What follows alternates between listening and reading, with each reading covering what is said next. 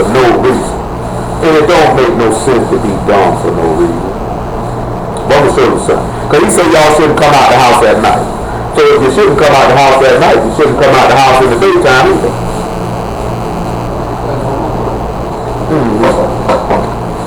Shouldn't come out the house in the daytime either. Would you like a highlight? Huh? That's over? Would you like highlight? Yeah, it's pretty cool, man. Yeah, man. Exodus 16. Exodus 16, and I want you to look at about verse 1.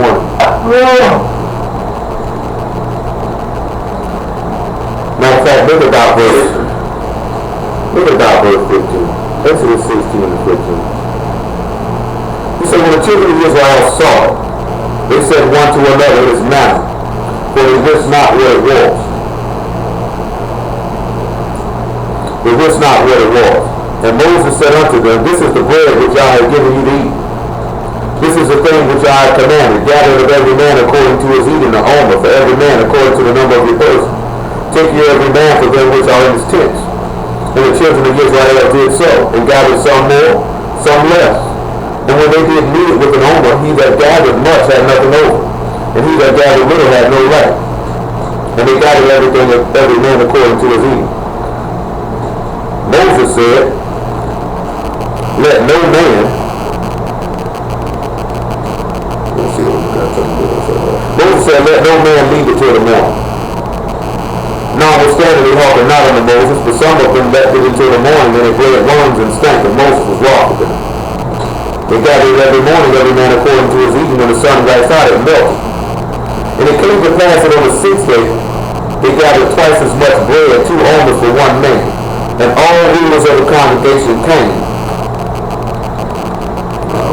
All the rulers of the congregation came and told Moses. And he said unto them, this is that which Yah hath said. Tomorrow is the rest of the Kodesh Sabbath unto Yah. Bake that which you'll bake today, seed that which you will seed, and that which remain over, lay up for you to be kept until the morning. And they laid it up until the morning as Moses bade, and it did not stink, neither was there any worm therein. And Moses said, eat today, for today is the Sabbath unto Yah. Today you shall not find it in the field. 6 days you shall gather, but on the 7th day, which is the Sabbath, in it there shall be none. And it came to pass that they went out some of the people on the 7th day to gather, and they found none. See, this is what the people do. Now, he just sat there and told them what not to do, and they went out there and did it. Now, this is something that all of y'all need to consider. Come listen to what Moses is going to say. And Yah said unto Moses, how long refuse ye to keep my commandments and my laws? How long y'all going to continue to refuse to do what God tells you to do? Because some of y'all know the stuff the Lord done told you to do, and you've been procrastinating and pump faking and playing the whole time as if you pleasing God. He's sitting there asking you, how long are you going to continue to refuse to do what I tell you to do? Now you got that seed in your brain.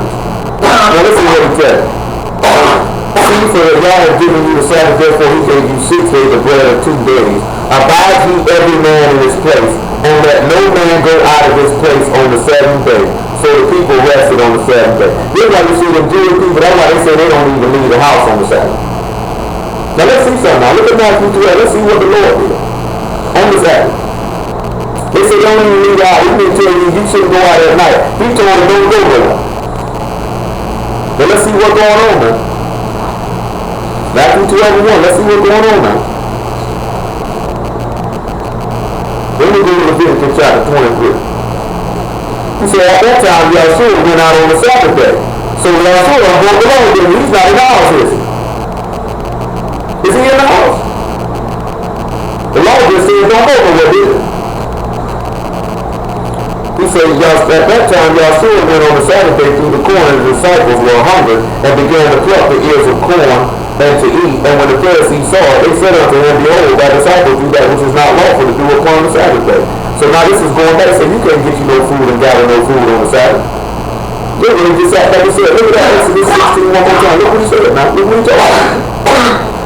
Exodus 16 and 30. He said, no man go out of his house. No man out of his place. But hold on. Let's look at Leviticus now. Let's look at Leviticus and let's look at something.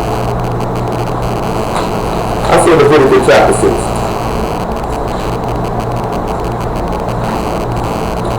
chapter 6 and about verse 7. He said, the priest shall make atonement for him before Yah, and shall be forgiven him for anything of all that he has done in trespassing therein. And Yah spake unto Moses, saying, command Aaron and his son, saying, this is the law of the burnt offering. It is the burnt offering because of the burning upon the altar all night unto the morning, and the fire of the altar shall be burning in it. So it sounds like these men got to go in the temple at night time to make these offerings on. Now hold what you got to come back to Matthew 12. Look at about verse 5. Let's go back to Matthew 12, verse 5. You hold in Leviticus chapter 6, but we're going to come over here to verse 19. Look what he said in Matthew chapter 12, verse 5. He said, you have not learned the law that on the Sabbath day the priests in the temple profane the Sabbath and are blameless. So that means they make the Sabbath common because they're blameless. But how would they be making the Sabbath profane? You know. Because they work. Hold on now. He said, but if you had known what this means, I would have mercy and not sacrifice, you would have not condemned the guiltless. For the Son of Man is Lord even of the Sabbath day. Come on back to Leviticus chapter 6, verse 19. So he said he didn't work it even at night. We just heard him say that in Leviticus chapter 6, verse 9. Look at verse 19. He said he didn't work it. And Yah spake unto Moses, saying, this is the offering of Aaron and of his sons, which they shall offer unto Yah in the day when he is anointed. The 10th part of the ephah of fine flour for a meat, offering perpetual, half of it in the morning, and half thereof at night. So that means they got to make the offering at night and in the morning. And if you ever wonder why we deal with the word at night and in the daytime, now you can see why. But hold on, look at 1 Peter chapter 2. Look at 1 Peter chapter 2.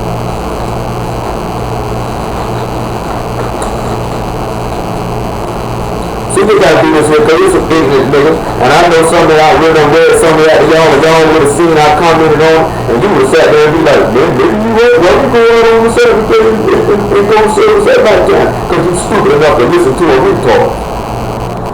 1 Peter chapter 2, verse 4. To whom cometh as unto a living stone disallowed indeed of men, but chosen of God and precious. Ye also as lively stones are built up a spiritual house, a copious priesthood, to offer spiritual sacrifices acceptable to God by God's Spirit of Messiah. So that means that the priest got to offer sacrifices in the altar, on the altar in the temple to the Lord, they don't. So that means the priest got to be working, they don't. Let's look at Leviticus chapter 24. Let's see what the Lord commanded on the Sabbath. Let's see what the Lord commanded on the Sabbath. Let's see what the Lord told you to do on the Sabbath. Leviticus chapter 23 and verse 1. Let's see what the Lord told you to do on the Sabbath.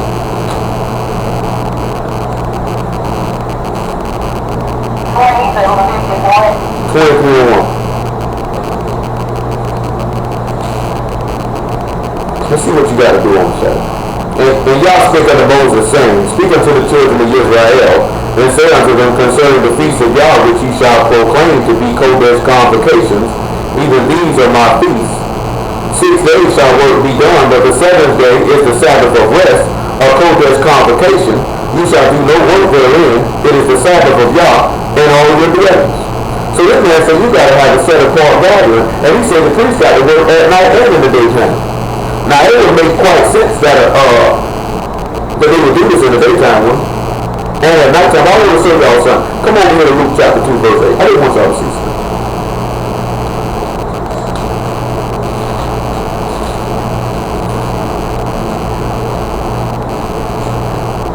Matter of fact, just let's look at about Luke chapter 2 and about verse 2. Matter of fact, maybe verse 4. Luke chapter 2 verse 4. Let's see what that is. Luke chapter 2 verse 4. He said, Joseph also went up from Galilee, out of the city of Nazareth into Judea unto the city of David, which is called Bethlehem, because he was of the house and the lineage of David, to be taxed with Mary, his espoused wife, being great with child. And so it was that while they were there, the days were accomplished that she should be delivered. And she brought forth her firstborn son and wrapped him in swaddling clothes and laid him in a manger, because there was no room for them in the inn. And there were in the same country shepherds, abiding in the field, keeping watch over their flock by night. Now you sit here and you got shepherds watching over their flock by night. What did Peter tell you that shepherds should do for the flock? What did he tell? Feed them. So what did it make sense that shepherds? See, look at Jeremiah 23:1. Peter told you to feed the flock of God. So you think shepherds just watch over their flock in the daytime and watch over them at night? Make sure nothing happens to them.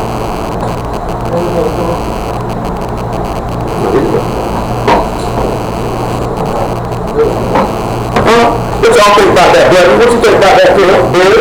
Terrell? What y'all think about that? You think the shepherds just watch over the flock in the daytime and say bump them at night? No? Day and night. Day and night. Get over here, Jeremiah 23, folks. Look what he told. Look at verse 1.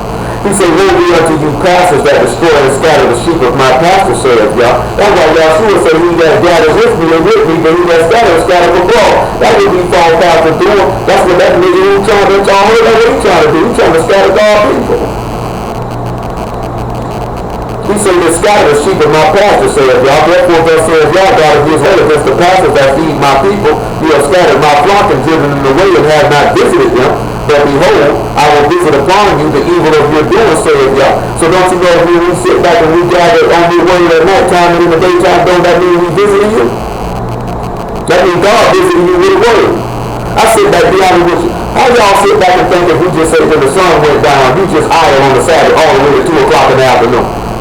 Sit back and say, ain't nobody preaching no word at night. You can't get no word at night. Just like this man said, you just praying, talking with each other. If it's a house full of women, you can't even talk to each other about the word. How you going to get some understanding? I'm going to read his book. The Ethiopian eunuch himself said, how can I know the way? He said, how can I get some understanding unless a man guide me? You would sit back and think that the people who say they want to be saved of God will try to get as much word as they possibly could. Now what? I want y'all to hold on what you got. Come on over here and look at something. I want to look at something now. I want to look at something. Come over here in the book of Acts. I'm going to show you something about people. I mean Paul. I'm going to show you something what Paul did one night. Now we wasn't on the Sabbath. I want to show y'all something what Paul did one night. Because Paul was going hard. You know, Paul, matter of fact, before you look at that, I want you to look at Acts chapter 26. Acts chapter 26, verse 4. I want you to look at Acts chapter 26, verse 4. Then we'll go to this other thing in Acts. Look at Acts chapter 26, verse 4. I mean, so if you're keeping the Sabbath going to service, right, ain't that mean you serving God? Anybody agree with that? Everybody agree with that? Oh, okay. What do you want to say now? You say Acts chapter 26, verse 4. My manner of life of my youth, which was at the first among my own nation at Jerusalem, know all the Jews, which knew me from the beginning, if they would testify, that after the most straightest sect of our religion, I lived the Pharisee. See, that's why a lot of people don't like it, because we live as Jews, and that's the most strictest sect out of any of them. We sit back and look at Hebrews like they crying in St. Louis because that nigga got killed. Well, you won't stand up there and tell the people that nigga got killed because he in the store stealing soap. Talking about he oppressed. Nigga ain't oppressed, nigga a thief.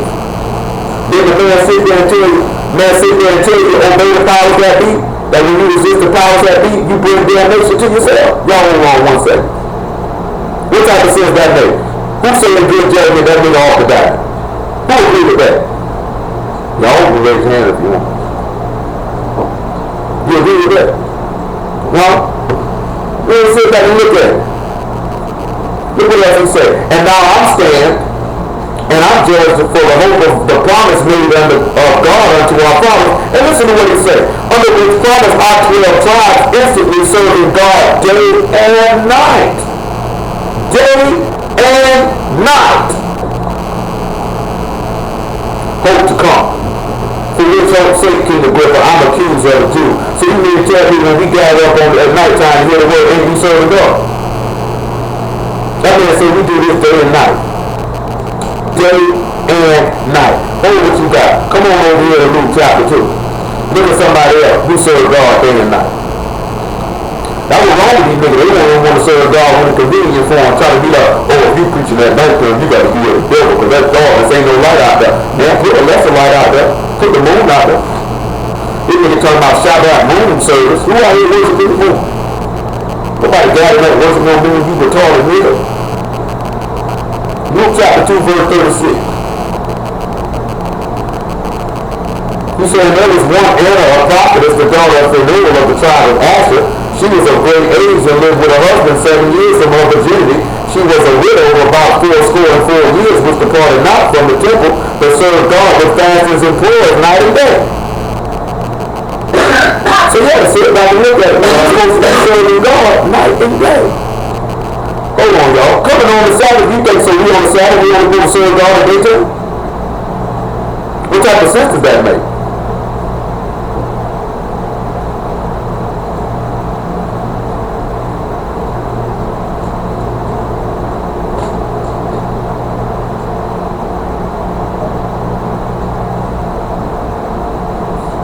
I got you, bro. I know you serve bad. I got you. You all right. So when you sit back and you look at it, Paul said we serve God instantly, day and night. So is that pretty clear? Is that clear for us to make the perfect sin while we were back on the Sabbath to get the word at night time? Anybody that don't make sense for you?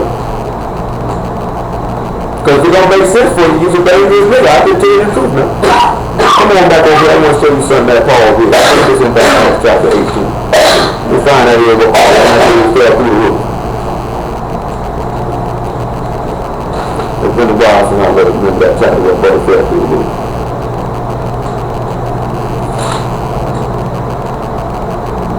You gotta find what I gotta remember what I said, what brother fell through the roof. I want to say about 16, it might not be 18.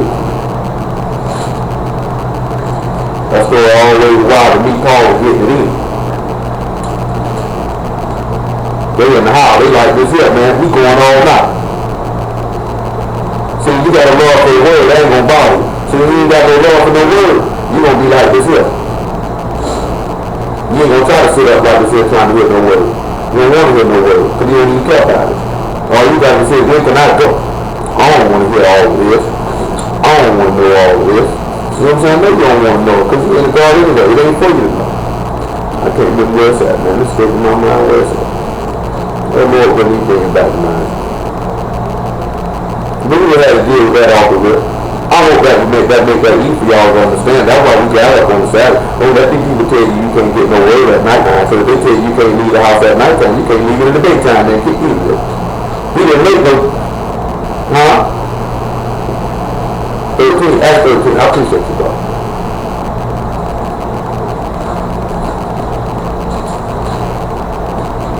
Yeah, I'm finna say that. He won't Acts 13. He's good. It's been a while for him. I didn't know the story, man. He all preached from midnight to the daytime. Brother fell asleep. Brother was on the roof, fell asleep, fell through the roof. Like this here. Y'all don't know nothing about sitting there hearing that word right long way you done fell asleep. Because y'all been going all night. You talking about a couple hours and niggas get sleepy. What y'all know about going for about half a day? We gonna look at Ezra and Nehemiah. They went through the word for about the whole day. Sun up to sundown. Because these people felt like we needed to know this information, this stuff that we got to know. And if we don't know this here, we are in trouble. Remember, we're going to bring it back to mind. Well, we got to dig off into this here. Let's get on. Oh, here we go. Here we go. Acts chapter 20. Thank you, Lord. Right when I was in the part, we were going to take on. Acts chapter 20, verse 7. Thank the Lord. Here we go to Genesis chapter 3. Matter of fact, we might do something. We'll see what the Lord go out. He said, upon the first day of the week, when the disciples came together to break bread, Paul preached unto them, ready to depart on the morrow, and continued his speech until midnight.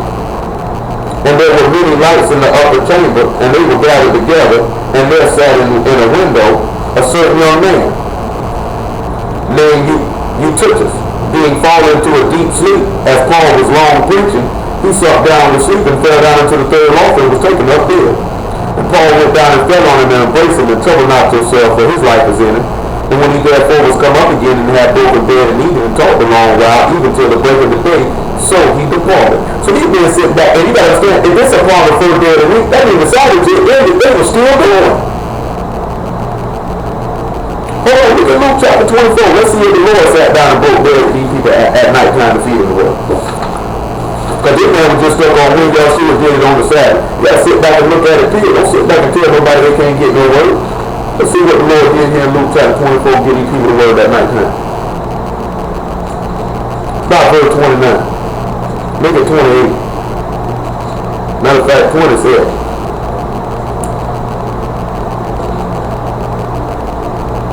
He said, beginning at Moses and all the prophets, he expounded unto them in all the scriptures the things concerning himself. And they drew nigh unto the village whither they went. He made as though he would have gone further, but they constrained him, saying, Abide with us, for it is towards evening, and the day is far spent. And he went in to tarry with them. And it came to pass, as he sat at meat with them, he took bread and blessed it, and breaking gave to them, and their eyes were opened, and they knew him, and he vanished out of their sight. And they said one to another, Did not our heart burn within us while he talked with us by the way, while he opened to us the scriptures? See, I'm going to sit back and tell you, a nigga who don't want nobody to get no word is a nigga who don't want nobody to be saved. Because you can't sit back, you can't go, which one of you brethren ever read in the law that said you can't go out the house to get no word at night time? But that's sin and transgression. Because a nigga trying to get so deep, you don't get no word in the dark. You don't get no word in the dark. But see, I'm going to sit y'all and show y'all something. Come on to Genesis chapter 1 and 1. See, it's dark outside right now. It feels like. Let's see something though. Genesis 1 and 1. He said, in the beginning God created the heaven and the earth. And the earth was without form and void, and darkness was upon the face of the deep, and the Spirit of God moved upon the face of the water. Now, brother, what would it mean for us if the earth was without form and void? What does it mean that there was lacking in the earth? It was like a life in what? So when we sit back and we look at ourselves, that when we read out the Spirit of God and we read out that life, that means we lack a life because we without form and we're void. See, come back over here and look what the Lord told you in John chapter 12, verse 34. Then we go look at Colossians chapter 1. See, these men try to get so deep with stuff and they miss the simplest things. I just had a man tell me earlier today, Psalm chapter 2 about why do the heathen rage and the people imagine a vain thing. Wasn't talking about the Lord. Oh, this ain't got nothing to do with JC. The book ain't got nothing to do with JC. Nigga like that, I'm going to leave you alone. Because I know it ain't meant for you. John chapter 12, about verse 34. The people answered him, We have heard out of the law that the Messiah died forever. How say thou the Son of Man must be left up? Who is this Son of Man? Then Yahshua said unto them, Yet a little while is the light with you.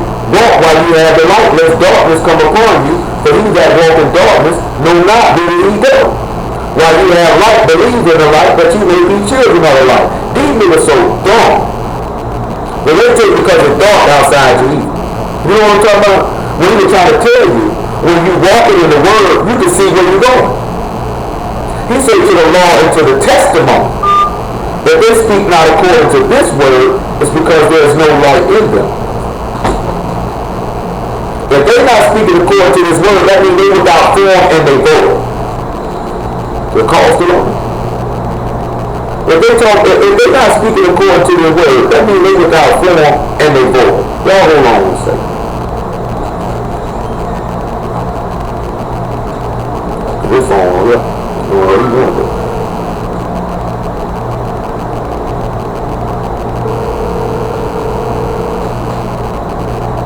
Hold on one second, y'all. Yeah. Alright, hold on. Yeah, I hear you.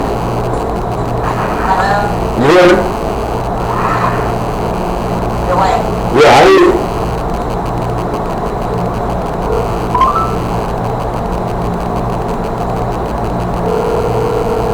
Y'all just hold on. So when we look at it, alright, y'all, hold on. This ain't my phone this time. Maybe you need to get a better phone than that. It's talking about my phone. You're a call dropper right now. A dropper of calls. And you got 4G. I don't have 4G. I got right here old 3G. So let's sit back and look at it. We have to sit back and see the correlation of how these things go. If we don't have word enough, because he said after that, let there be light. And he saw the light and it was good. So that means that we begin to bring forth life. And we sit back and when we don't have the word enough, then we look out form and we look out there and we're in darkness, which means we're just dead.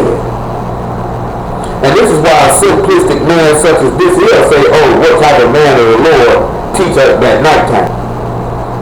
But see, come on and look at Colossians chapter 1. Because he did it conform something with the earth when he brought forth life. And we have to sit back and look at that we need to be conformed. This going back to what we were talking about last week. You can't be around here talking about you changed and you just made modifications in your behavior. There needs to be a full-fledged change in everything that you're doing. Because you'll mess around, and just like we read, this man will cause you to believe that you're somewhere that you're not. This was the purpose of us reading to you. This is what this man was talking about. Because he believes that he is of God. This man said he has an anointing to tear down false prophets, but yet you can't control your mouth. Colossians 1 and 12. He said, giving thanks unto the Father, which has made us meet to be partakers of the inheritance of saints in light. Because when he said let there be light, who was the one who received that inheritance of that light? In Genesis chapter 1. On the natural level, who received that inheritance of that light? Who was able to receive all those things that were made? What? What? Huh? Adam received these things. He was able to be the inheritance of those things in life. He said the saints set apart one. He said Adam apart. Who was right under Adam? Who had delivered us from the power of darkness and translated us into the kingdom of his dear Son. So now he's sitting there and he's looking at the earth. He had translated the earth from darkness into light. Because it was without form. It was void. It had no life in it. He said, let there be light. He saw it was good. There was light there. There was life there. John 6:63.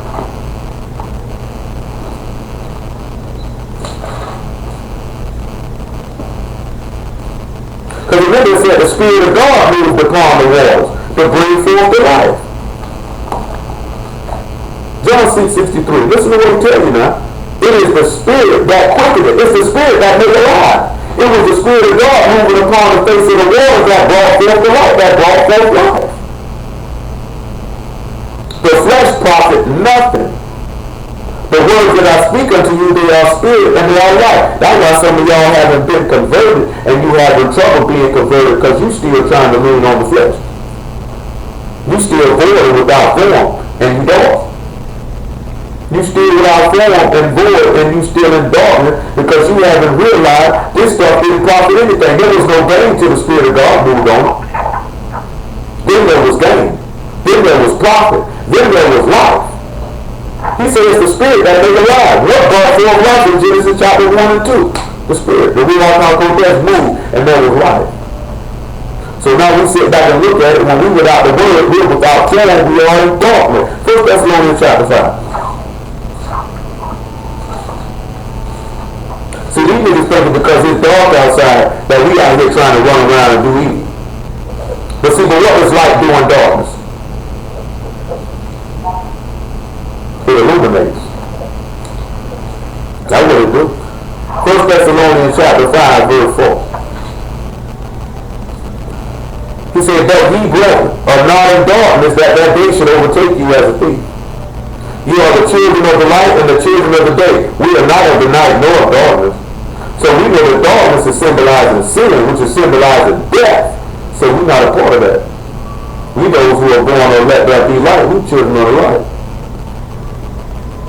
He said, you are all the children of the light. He said, therefore let us not sleep as do others, but let us watch and be sober. For they that sleep, sleep in the night, and they that be drunken are drunken in the night. But let us who are of the day be sober, putting on the breastplate of faith and love, and for a helmet the hope of salvation. For God has not appointed us to wrath, but obtained salvation by our Lord Yahshua the Messiah. When we sit back and look at it, I want to say Luke chapter 5. Let's sit back and look at it and see what was that when they were sitting back at nighttime with the watch. Because he said you need to watch and be sober. You need to have your mind clear. See, some of y'all minds ain't clear because you got a million and one things going on in there other than the word. That ain't what's the one. I'm looking for that one when he walked on that, he walked forth and he said that fourth watch. When he walked on that wall, and the men were affrighted. He said they sat back on the fourth watch. That means it was somebody at nighttime looking. When you sit back at it, there's somebody at nighttime watching, because we got to be able to see, because we have a light. We don't want them to creep up on us and get us. Let's see what I said. Matter of fact, here we go. Mark chapter 4.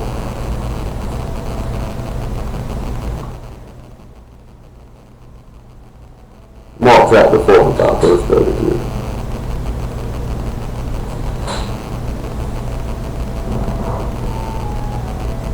This is what we want here.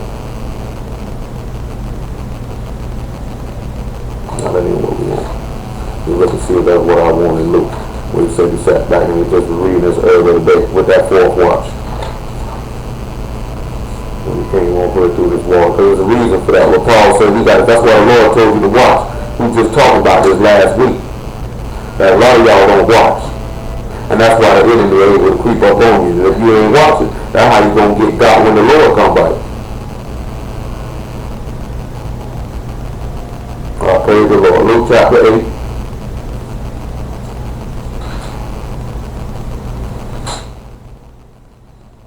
Look about verse 22. This is what we want here.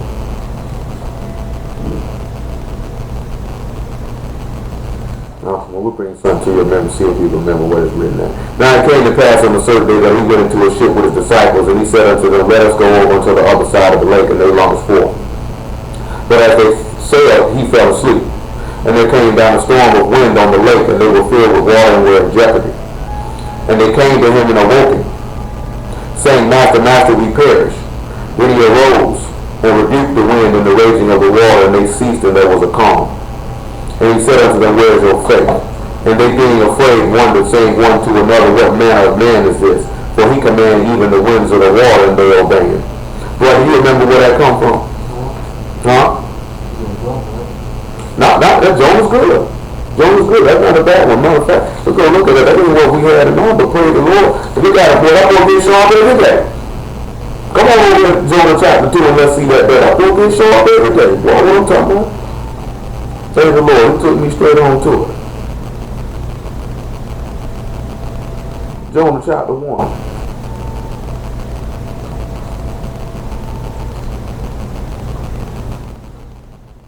Jonah chapter 1, about verse 11. Matter of fact, maybe about verse 8. We'll look up here about verse 3 and we'll work our way down. Because it's something I want to read. I remember that when Dwight heard this here, he liked it as well. That's what y'all need to start telling people. And tell it to them in truth when you say it. But Jonah rose up to flee into Tarshish from the presence of Yah and went down to Joppa. And he found the ship going to Tarshish, and so he paid the fare thereof and went down into it to go with them unto Tarshish in the presence of Yah. But Yah sent out a great wind into the sea, and there was a mighty tempest in the sea, so that the ship was like to be broken. When the mariners were afraid, and cried every man unto his God, and cast forth the whales that were in the ship into the sea, to lighten them. To lighten it of them. But Jonah was gone down into the sides of the ship, and he lay and was fast asleep. Praise the Lord, that was good. That was one, but that's good. Jonah was asleep. Water raging. What the man pays this man? But we're going to have to give him man a job. What the hell we going to do to give this man a job one day? Oh man, you see, I can't afford to sell it. Look how he's doing it. Look how he's doing it, y'all. Well, I'll tell you now, I told him this all back now. Lord, we're going to get this boy a job now. The boy get a sharp, but I ain't just saying that to be funny. Matter of fact, hold what you got. Come on over here to 2 John, or 3 John chapter, 3 John. It ain't but one chapter. See, this is the stuff I like to see. That's why I be asking y'all stuff. And for y'all women, I know you don't always, y'all can't, y'all know y'all training yourself not to say nothing. But I can tell when I be in the presence of some of y'all, I can tell y'all be knowing the answers. I can tell now. Don't think I can't tell now. I can tell now. 3 John chapter, 3 John verse 3. This is what we're talking about now. He said, For I rejoice greatly when the brethren came and testified of the truth that is in thee, even as thou walk in the truth. For I have no greater joy than to hear that my children walk in the truth. Y'all better hear that. And the reason why he said children, we'll do that in a minute, because the same way the Lord birthed us into the word, Paul sat back and told Timothy, I travail in birth. The birth you in the gospel of Yahshua the Messiah. Why you think we do all this work and do all this hard and sweat and all this stuff? veil in the first. That sure might be formed in. I appreciate that. I remember. Praise the Lord. I like that, man. Look at it. Gotta get credit what credit do. That nigga back red. Jonah chapter 1. About verse 6. Same thing they came to the Lord. Now, I couldn't been lying on that car. He said, so the shipmaster came to him and said unto him, what mean thou, O sleeper? Arise and call upon thy God, if it be so that God will think upon us that we perish not. Same thing the disciples said, then. So he said unto him, tell us, we pray thee, for who called this evil is upon us? What is thy occupation? And whence comest thou? And what is this thy country? And of what people art thou? And look what he told them. And he said unto them, I'm a Hebrew. I am a Hebrew.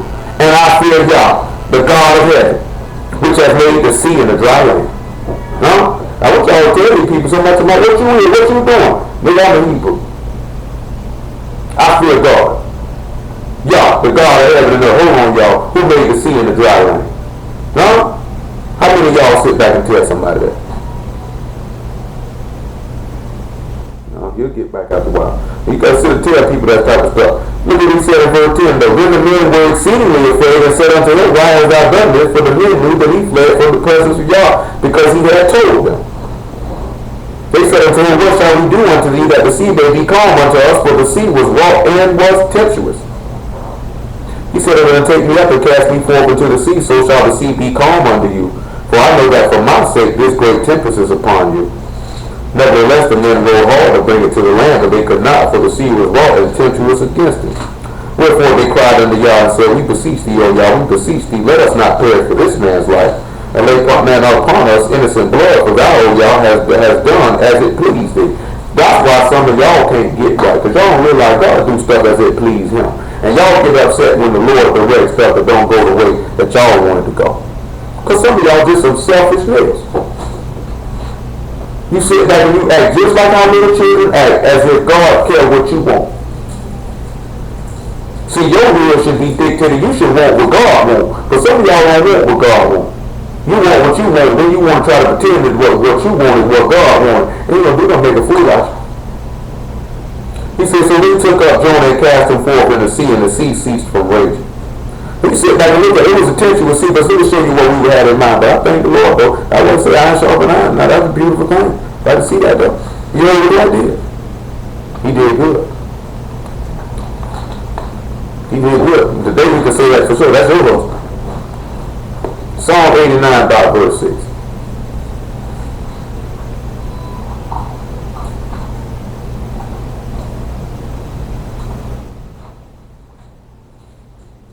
He said, for who in heaven can be compared unto Yah? Who among the sons of the mighty can be like unto Yah? God is greatly to be feared in the assembly of the saints, and have it be in reverence of all them that are about him.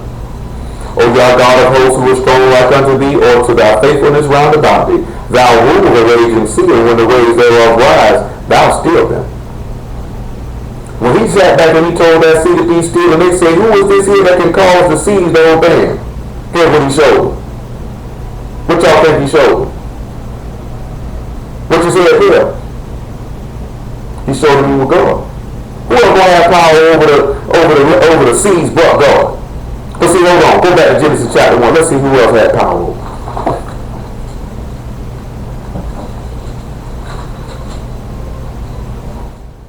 Let's show something now. Genesis 1:26.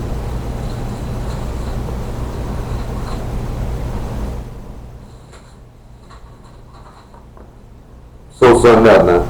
It said, and God said, let us make man in our image after our own likeness. And let him have dominion over the fish of the sea, and over the fowl of the air, and over the cattle, and over all the earth, and over every creeping thing that creep upon the earth. Now these same niggas sit back and tell you, man, you can't be preaching no word at night, right? Look at Luke chapter 5. They said this man got dominion over the seas, he was able to steal it. Then he said he got dominion over the fish. Luke chapter 5, verse 1.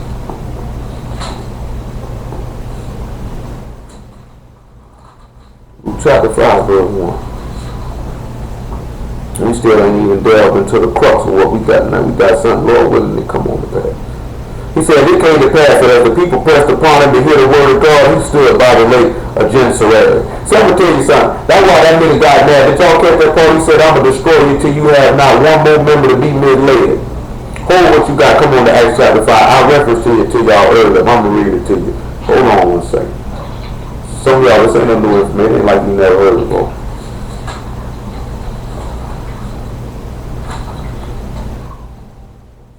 For y'all over there, okay, this phone there. Acts chapter 5, verse 34.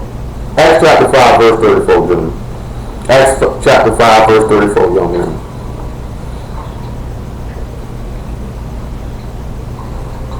Make it chapter, verse 30. Make it 29.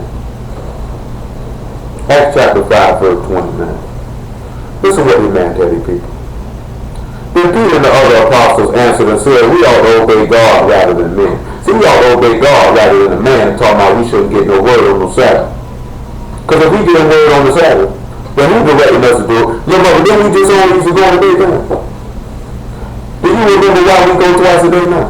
Do you remember how that was brought about? Well, you remember how that was brought about? When we was at that apartment in Bay Meadows, and Leanna was over there. And Leanna said, we're going to go again at night time. I said, yeah, why not? And that's why we do it. Because she said, we're going to go again that night. I said, yeah, it was during the feast. I said, yeah, why not? And that's why we do it now. Whoever would put that to me or they asked to do it? No, she had to move on the daytime, because we was going to go on that night. Yeah, that's right. We was on. You sure you're right. We were going that night, but we wasn't doing it. It was one or two either way to go. Leanna the reason though. Like he remember that, but Leanna the reason though. You know, she done moved to Orlando now. You know, she went to move in with her parents. You know, huh? And she said she had to get from around Nard, man. Nard wanted to eat pork chops and drink 211s and smoke blacks and weed, man. She had to get out of there. She did, right? She said, the God of our fathers raised up Yahshua, whom you slew and hanged on a tree. Him of God exalted with his right hand to be a prince and a savior, for to give repentance to Israel and forgiveness of sins. We are his witnesses of these things, and so is also the Ruach HaKodesh, whom God has given to them that obey him. That stupid nigga we were talking to last night. Don't let these sinners sit here and tell you can get God's spirit if you don't obey him. How you gonna get God's spirit if you don't obey him? That's a free gift, right? You gonna give a free gift to somebody that ain't did what's necessary to get it? That makes no sense. This nigga said, I got the spirit of God, but yet you can't keep your hand off your penis. You ain't gotta put on rubber gloves to shake your hand. I don't know about that nigga right now, man. I want to show y'all something. Go to Matthew chapter 5, since it's in my mind. Matthew chapter 5. Matthew chapter 5, verse 27. Matthew chapter 5, verse 27. Stupid retarded nigga gonna sit there and tell me about how masturbation is sin. That nigga, what's wrong with you? And you over here preaching the word and telling people you jack off and like it's cool. Like you saw nothing wrong with it. You have heard that it was said by them of old time, thou shalt not commit adultery. But I say unto you that whosoever look on a woman to lust after hath committed adultery with her already in his heart. Dwight, who gave us the reason of why he the Lord come and say it? Who did that? He said what now? What's the reason why the Lord said that? He said, if you look upon a woman with lust in your heart, you already committed adultery. Who does take us back to? Who made this error? David made this error. He looked upon Bathsheba who was married. He looked upon her with lust. He had already laid with her. What happened? He went and laid with that woman and killed her husband. That's how you know you ain't got no business doing that. You ain't got no business masturbating. I will show you that you lusting. That man said you commit adultery. The law says thou shalt not commit adultery. That man said adulterers are not getting into the kingdom of heaven. That pretty much clear that up. Back to Acts chapter 5. I don't know who these niggas take me for. This book, man, the Lord will get you every time. Look what he said in verse 33. This is why you need to get mad at it, because this is what happened. And when they heard that, they were cut to the heart. And they took counsel to slay him. That's why that nigga say he got to destroy my career. Nigga tricked me out to use that terminology. I got to destroy your career. Who you at, Hulk Hogan? What you want to make that real, nigga? This is your career overmatch or something, nigga? And you know what I had to tell that nigga, Paul? Do what you do, nigga. Don't keep telling me what you gonna do. Do what you do. Get off of it.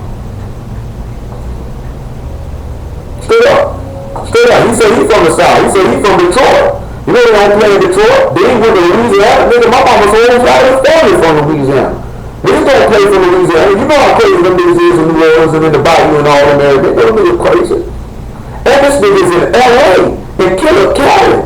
And you pump for you like that, man. Man, I don't want to hear all that, man. If you gonna destroy my career, destroy. I don't care. Nigga, it's a rock bottom, nigga. I had to tell that nigga what Pop used to say, nigga, keep on huffing and puffing. There ain't no fear in my heart. Nigga, you put no fear in my okay, brother. I'ma go on and get that book because you said you gonna destroy my career. Nigga, I ain't expecting you, nigga. What you take me for, man? I got a job to do. I got work to do. I ain't expecting you, nigga. Look what he said.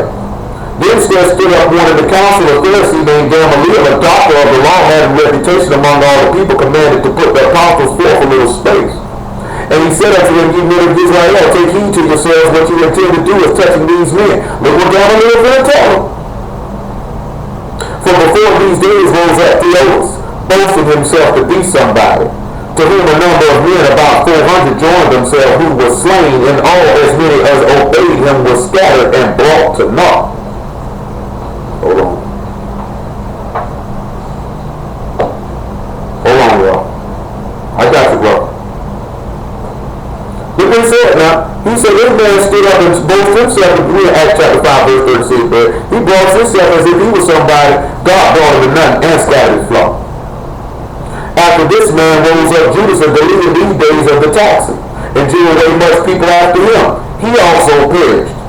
And all, even as many as obeyed him, were dispersed.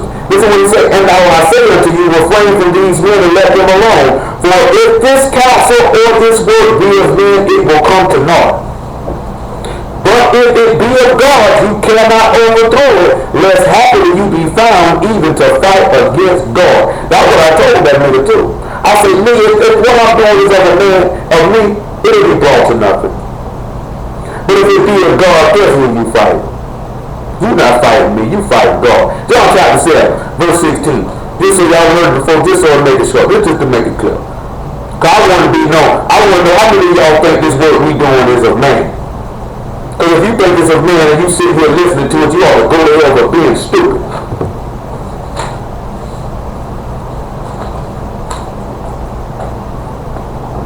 Straight up and down. If you think it's a man, if you think everything that we doing, I'm doing it because this is what I want to do, why is you listening to it? Matter of fact, after this, we get Numbers chapter 16, verse 28, and we just see what the law say about it too. John chapter 7, verse 16. Yahshua answered them and said, my doctrine is not mine, but his that sent me.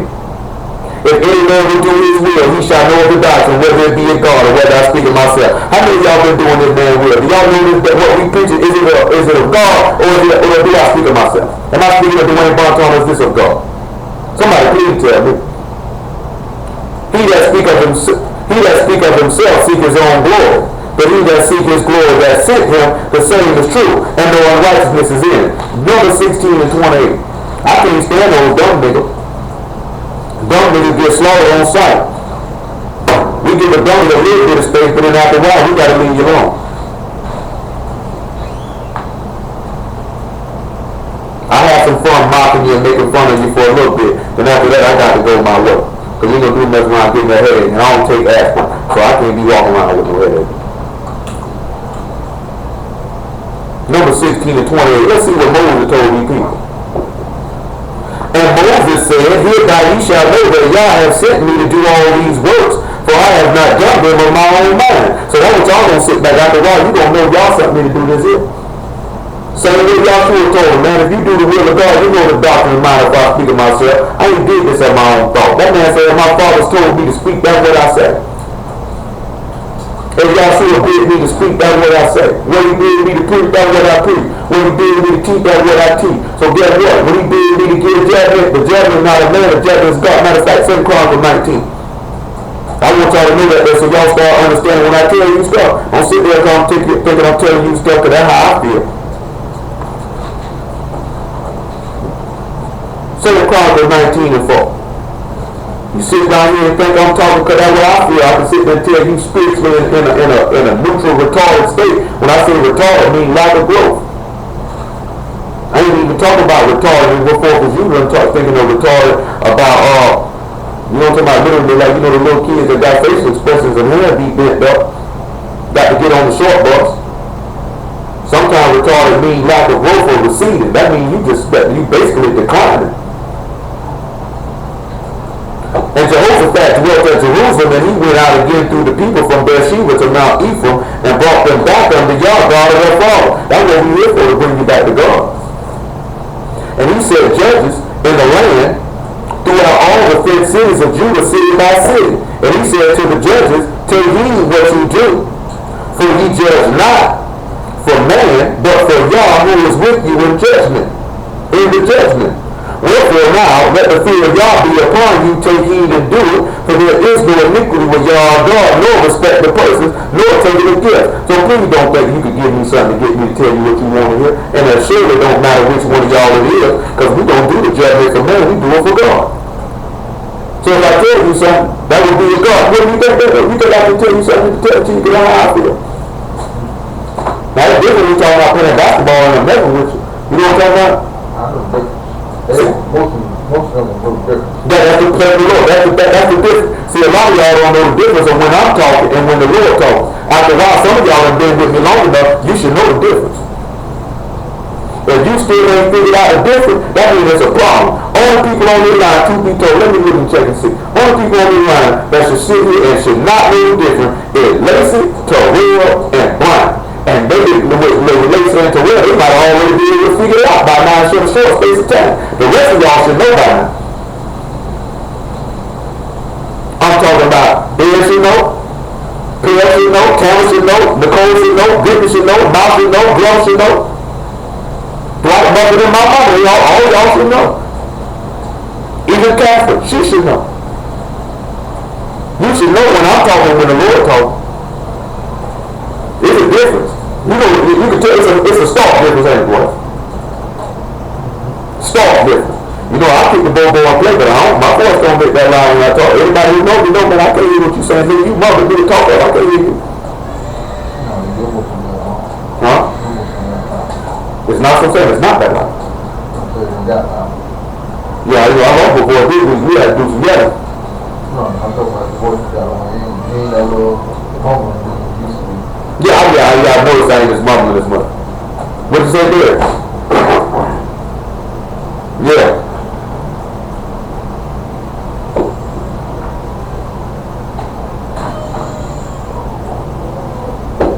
Oh, Tamara said she got with me. She said after we pray, I sound like a totally different person. But Dwight just said the same thing. He said my voice ain't as low as it used to be. Cause I know the bad person to tell you in there. You sit back there and I'll be 2 feet away from her. She can't hear a single word I said. But one have to come through the turkey. When you sit back and look at it now, if it be a man, God won't tear it down. But if it's a God, you can't stop it. That goes for some of y'all. You know to kick back what it is, what I tell you, and try to be slick, and try to go around it and find a way to justify yourself. If I told you not to do something, I told you something you doing wrong, you ought to go to hell. Because you ain't no different than call out and you ain't authority. You don't want to subject yourself to a man of God. That's why you're going here. Come on over here to Genesis chapter 3, because we got something to deal with. We got to deal with little Listen, so them teeth cut, she don't like it. Genesis 3 and 17. No, she just don't like it. She didn't like Leah. Leah took it like a champ. Yeah, I know it. But this is where it breathes. That's it. That's your best better day. I ain't mad at you, man. Genesis 3 and 17. Shoot, I look at her. Shoot, I don't think, bring your kid to you, and they ain't been acting no fool business. Them things cut on through, they ain't even did nothing. But I see my more baby gonna scream out. I can't remember what little muffin did. She walked around and the next thing you know they was in there. It said unto Adam, he said, because thou hast hearkened unto the voice of thy wife, and hast eaten of the tree which I commanded thee, saying, thou shalt not eat of it. Cursed is the ground for thy sake. In sorrow thou shalt eat of it all the days of thy life. Thorns and thistles shall it bring forth to thee, and thou shalt eat the herb of the field. And in the sweat of thy face thou shalt eat bread till thou return unto the ground, for out of it thou wast taken, for dust thou art, and dust thou shalt return. So now we sit back and look at Adam. So now we have to come back to the beginning. And we look at Adam. And he said, Adam, you listened to your wife and you did something I told you not to do. So now the ground is cursed. Why is the ground cursed, brother? We know why the ground cursed. We know Dwight know, but I want to hear from the other men. I want to, because ain't nothing but men on my line, so I want to hear from the other men. Why was the ground cursed? What did this mean for us? I'll bet we know that. I know you know. I know you know. I know you know. But that's death. So we know, remember, he talking about how the Messiah translated us from darkness. Because see, it said that his eyes were open. You see, I need to show y'all something since his eyes was open. Let's go to Ecclesiastes chapter 7, about verse 26. Let me show y'all something. Because what comes into my mind is what that stupid nigga told me, talking about, do you know why people sin? Because of evil spirits. No evil spirit got you sinning, you dumb nigga. Gonna try to put it on somebody else instead of taking responsibility for what you're doing. Ecclesiastes 7:26.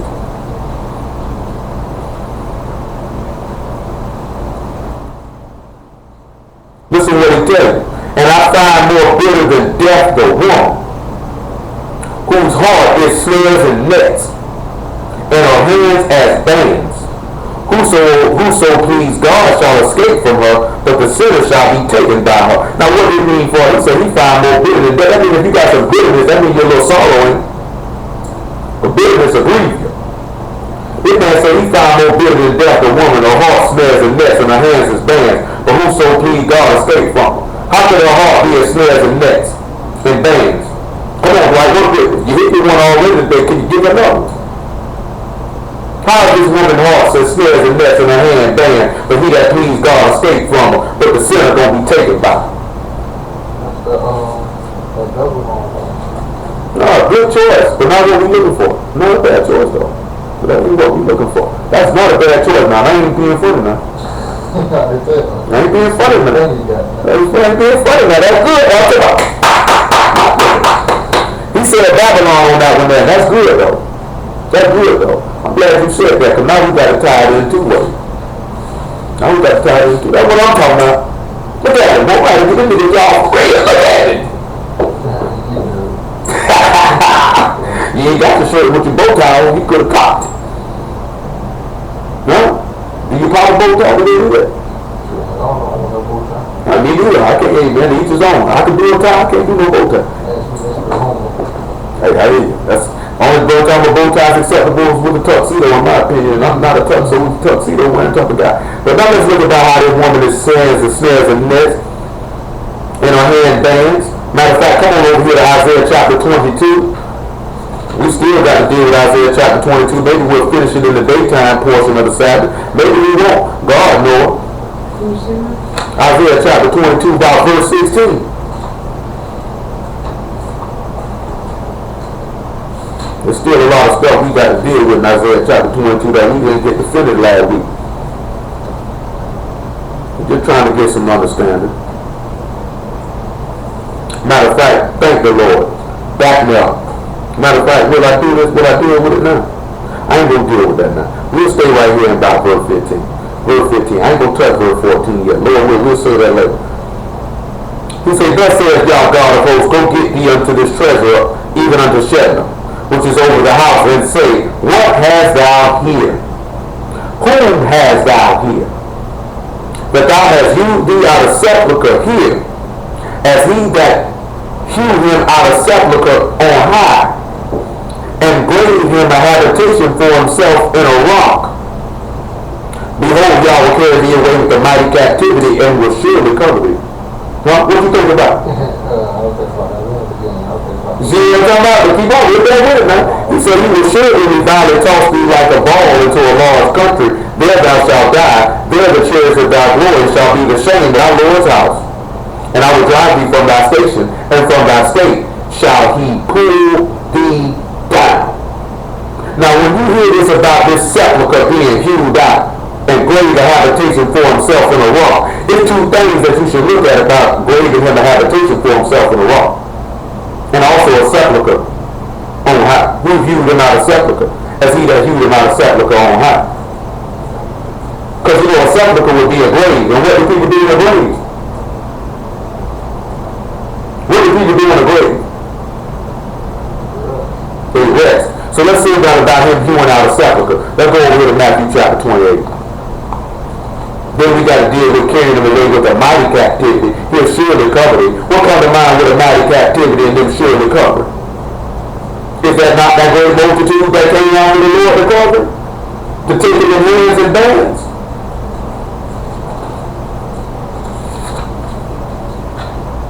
Matthew chapter 28. Matthew chapter 28, about verse 57. Y'all just bear with me. All y'all all right? Thank the Lord. I'm still tripping. Hey man, I love him in bad, but say you was a Mr. Tony Smith and Joel Osteen. I was offended at Joel Osteen. Not only am I offended at his preaching, but for a man with all the money he got, he wears some god-awful suits. That man stealing too much money from the people be wearing them ugly suits like that. Have y'all ever seen them suits that big? They ugly, the ties are atrocious, his pocket squares don't work, they too big. I'm telling you. And Joel Osteen got way more money than that, bro. Way more money. I'm telling you, I sit back and look at it. Well, if I told Osteen I got 30 to 50,000 members that actually come to service, and millions upon millions of people sending me their money, and I'm selling all these books, I'll be the sharpest nigga walk. I'm talking about every suit gonna be Gucci or Armani or Louis something. Tailored too. Exact specification. Straight up. But it's working all here, man. The one thing out here with a man with a suit on is an ugly tie. You got like you done bought that tie off the cheap right out of Kmart, man. Go get you something better than that. He said when the evening was come, there came a rich man of Arabia, named Joseph, who also himself was Yahshua's disciple. He went to Pilate and begged the body of Yahshua, and Pilate commanded the body to be delivered. And when Joseph had taken the body, he wrapped it in a clean linen cloth. And he laid it in his own new tomb, which he hewn out in the rock, and rolled a great stone to the door of the sepulchre and departed. So did he just say who has down here? Who has down here that have hewed thee out of sepulchre here? Seems like we got Joseph here hewing out a grave for the Lord, because it said he hewed in the sepulchre right out of rock, man. And that's what Isaiah just told you about. Y'all just thought that man just came up here making a grave because he just thought it was big. But then he said he graved in a habitation for himself in a rock. That means guess what? That means we're going to be supposed to be graving out as a habitation or a dwelling place in the rock of God, in Yahshua. You know that man said he is my word and do it as a man who built his house upon a rock. That's why he said you're a spiritual house. Offering up spiritual sacrifices acceptable to God by Yahshua the Messiah. Y'all need to start calling you out of habitation on high for yourself in a rock. But what is Yahshua doing that? Bringing the Kodesh tabernacle on high. Did this man tell you in Colossians you need to set your affections in heaven and not on the earth? That's why some of y'all can't get right. Everything y'all go out there and think about is carnal, it's earthly. Y'all ain't on nothing in heaven. You think that means something, you moving something because you might get on Facebook and post it or something? Because you keep a Sabbath day or something? Because you like, oh, the feast day coming, but you right every other day of the week though. Your heart's still dark. You haven't been translated from darkness to light. You still without form and void. That's why I say, if you take it, you carve yourself out of habitation for yourself in a rock, ain't you carving on something? That means you putting in some work, because this thing was born somewhere to dwell. I need somewhere to live at. When we looking to dwell in God, you looking to look at, we ain't finna go in depth with it, but remember when we dealt with Yahshua being Noah's Ark, you remember that? Remember that's a refuge in it, somewhere to dwell. See, a lot of y'all ain't fled from the refuge, from the storm to come to enter in the refuge. You ain't entered in the Noah's Ark. You ain't entered into Yahshua. Because he said his name is a strong tower, righteous run into it and it's safe. Some of you niggas still want to run around here in the world. You don't want no safety. You still without form and void. That's a good part to sit back and see that you without form and void and in darkness and you think you're alive. How you going to be inside God's house getting the word and be dead and think you're alive? You got a serious problem with your brain. You have a serious problem with your thought process. You know what I'm talking about? I'm going to be dead honest with each and every one of y'all. I already know. As far as the women that's on here concerned, I'll hold all y'all to the same standard. But I would expect Lil Muffin to be further along than all y'all. She's been with me since the inception.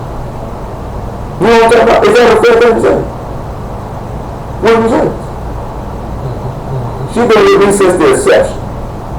It's only two other people besides my sister that done heard her word. That even close. It might be one.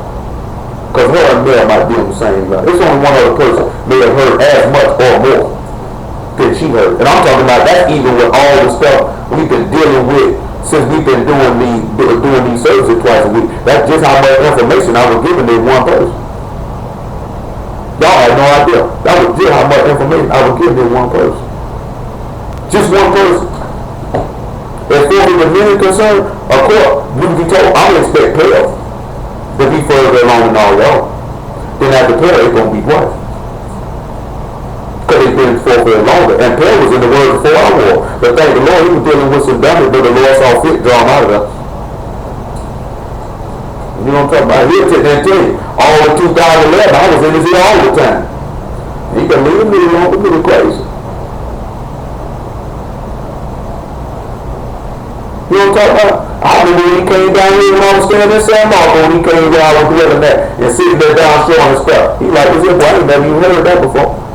I used to tell him all the time, boy, this stuff talking about look, I knew it was a man discouraging and telling him that stuff wasn't about the Lord. I'm sitting there telling him it is. Lord had let me know Proverbs 8 was about him 2 years before. And I remember I was calling him just to tell him that was about the Lord. He was calling me to tell me the same thing at the same time. You know what I'm talking about? So I'm going to expect her to be more spiritually mature than most of y'all. Only person that I'm going to expect to be spiritually immature is Brian and Terrell, because y'all just begin. I'm going to expect Barry to be a little bit more spiritually mature. I know Lacey been dealing with a whole bunch of stuff, so there's a lot of stuff he's going to have to drop that he done picked up along the way.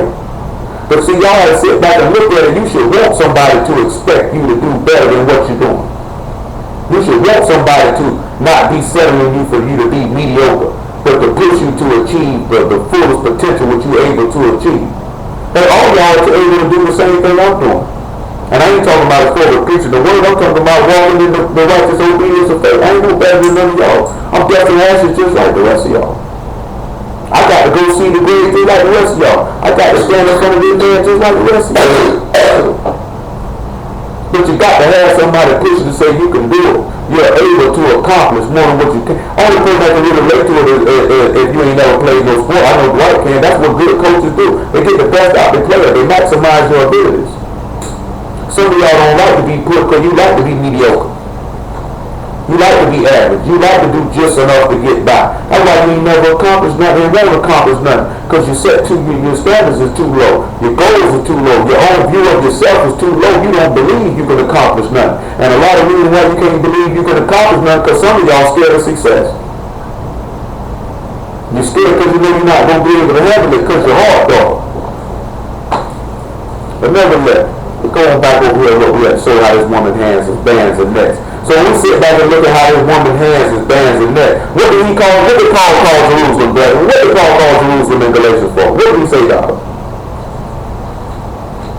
He said she was the mother of us all. He said that he that pleased God shall a sinner, but the sinner will not.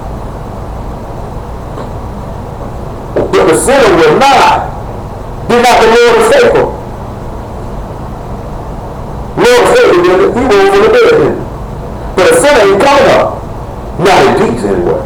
Because we know a sinner coming up, but not in peace. Revelation chapter 20:15, let's see what the sinner gets. And then we'll deal with that, what came to you now.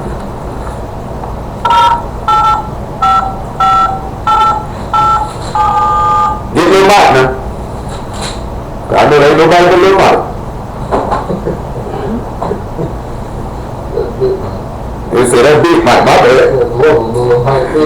Right, so we gonna call Big, so we gonna call Mike. He said, hey, the Dwight said we gonna call Mike Senior Lil Mike. He said we gonna call Mike Jr. Big Mike. Revelation 20:12, make it 20:12. And I saw the dead, small and great, stand before God. The books were open. Then another book was open, which is the book of life. And and the dead were judged out of those things which were written in the books according to their works. And the sea gave up the dead which were in it, and death and hell delivered up the dead which were in them, and they were judged every man according to their works. Death and hell were cast into the lake of fire.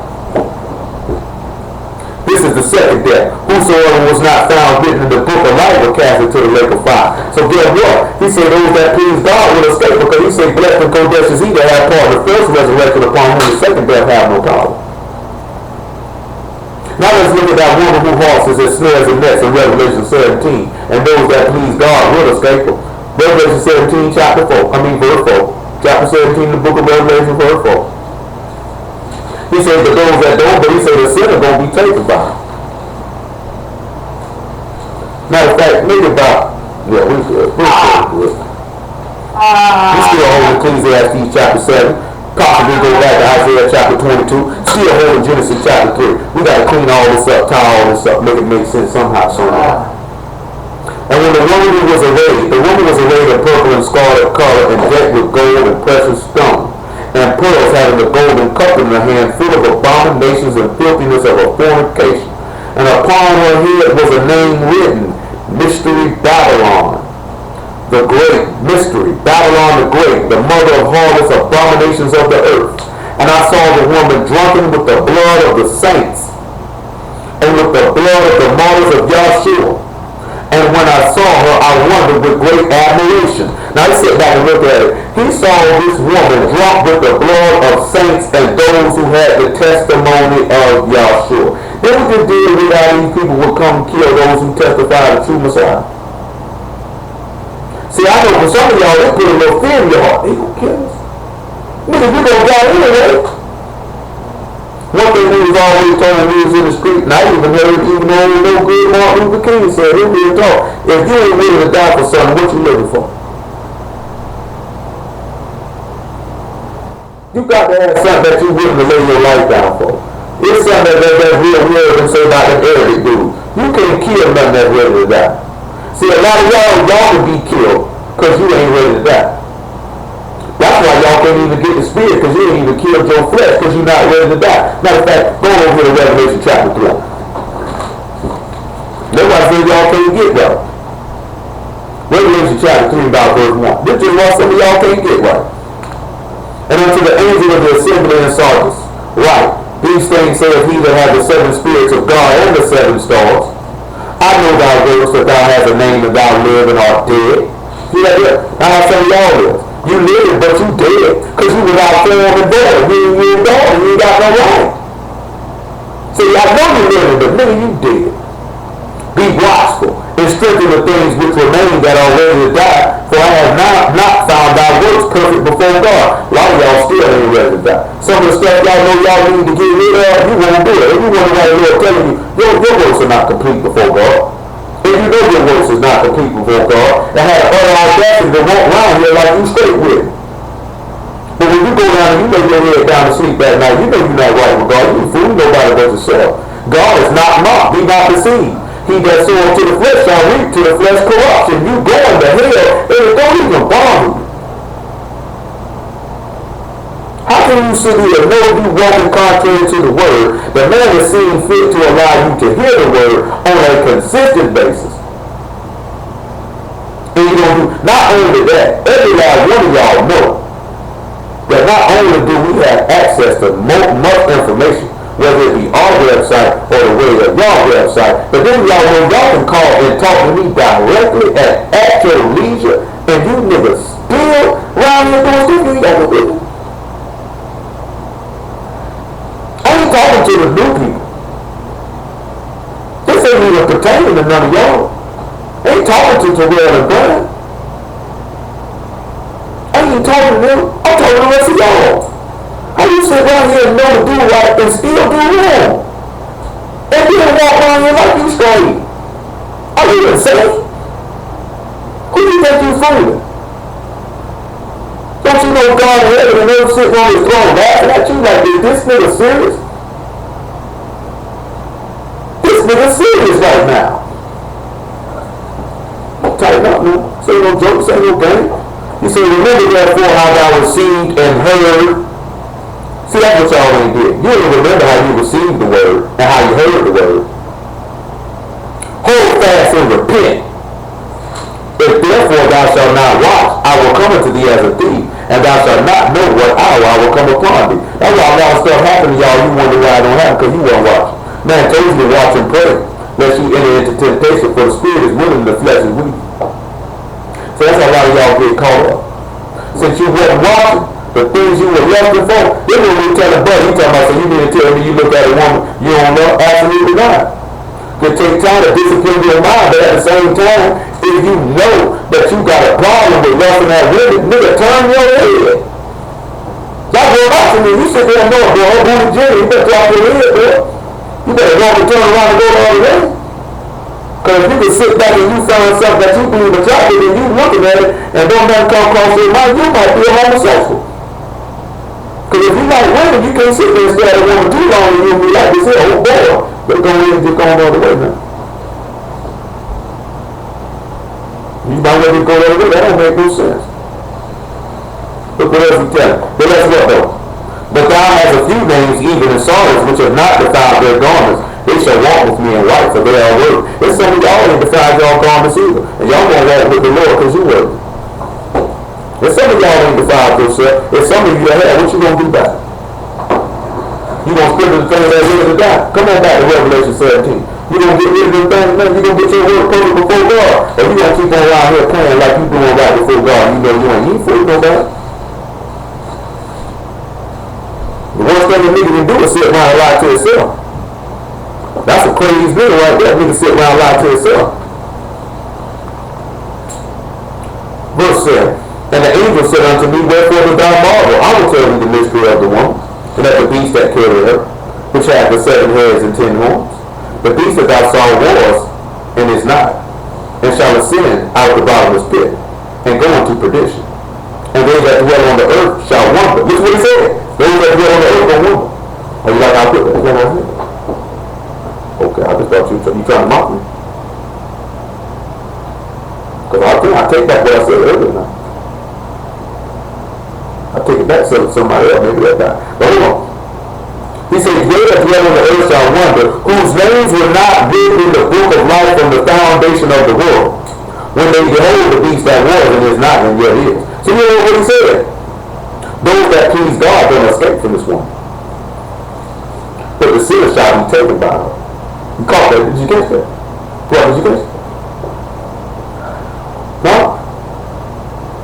Really? What?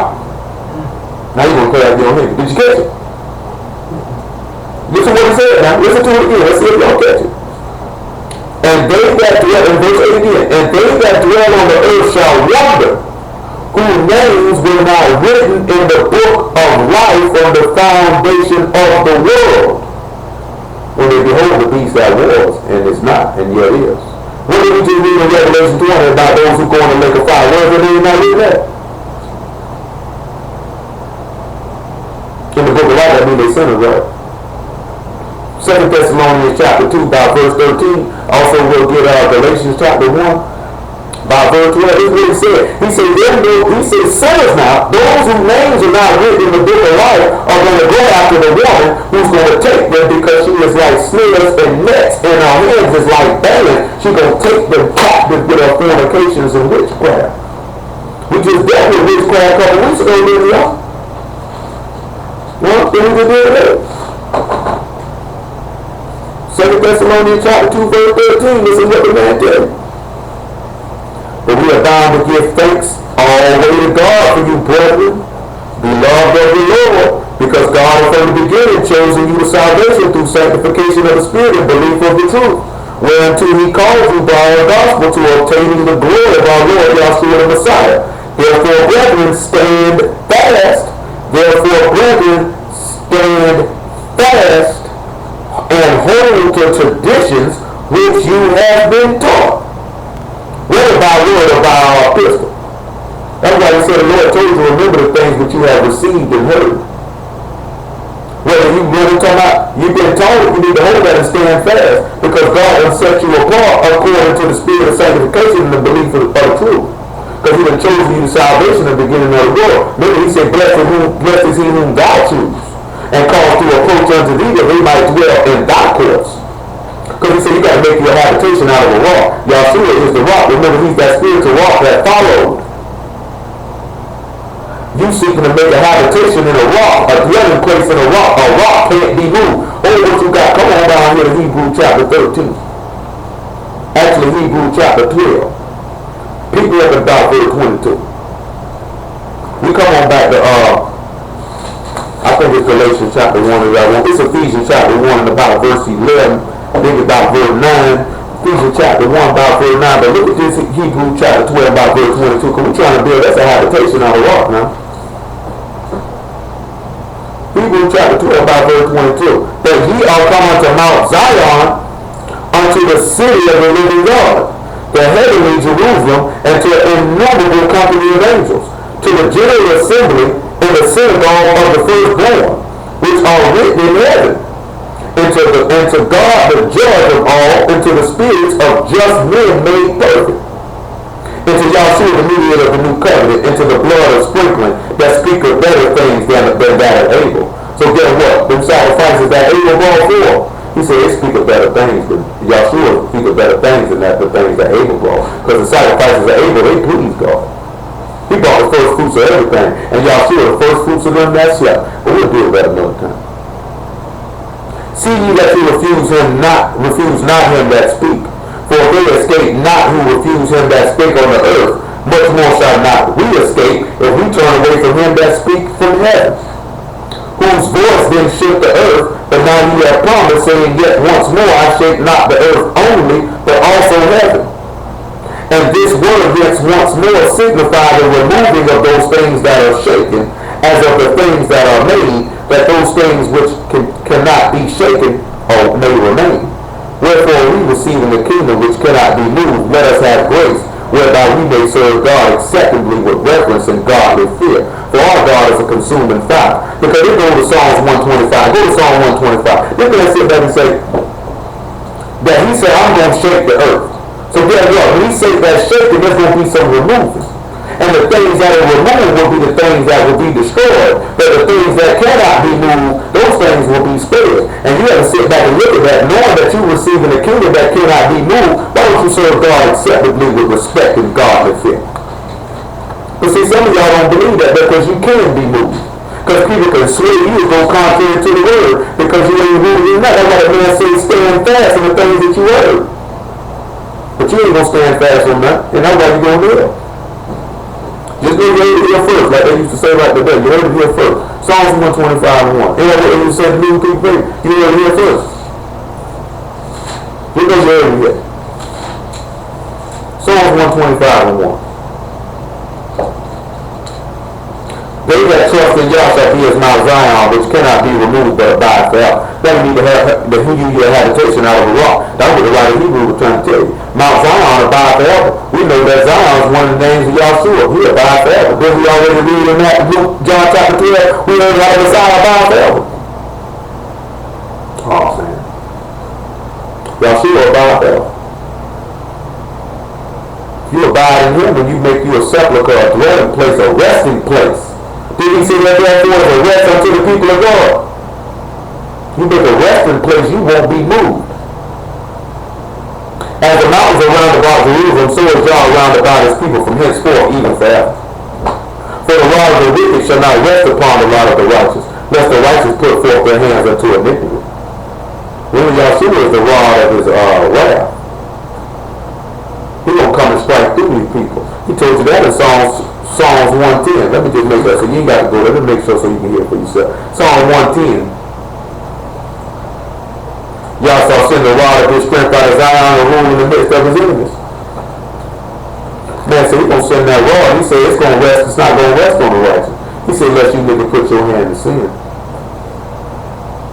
He said, do good, O Yah, unto those that be good, and to them that are upright in their hearts. And as for such, turn aside unto their crooked ways, Yah shall lead them forth with the workers of iniquity, for peace should be upon Israel. Be rest for those that make a habitation in the sepulchre on high. He said, but you going to commit sin? You going to hell with the workers of iniquity. Go back to Ephesians chapter 1. Ephesians chapter 1. Because this man say that those whose names weren't written in the book of life gonna wonder after this woman whose heart is like snares and bands, and her heart is like snares and nets, and her hands are like bands, to take those captive whom she will.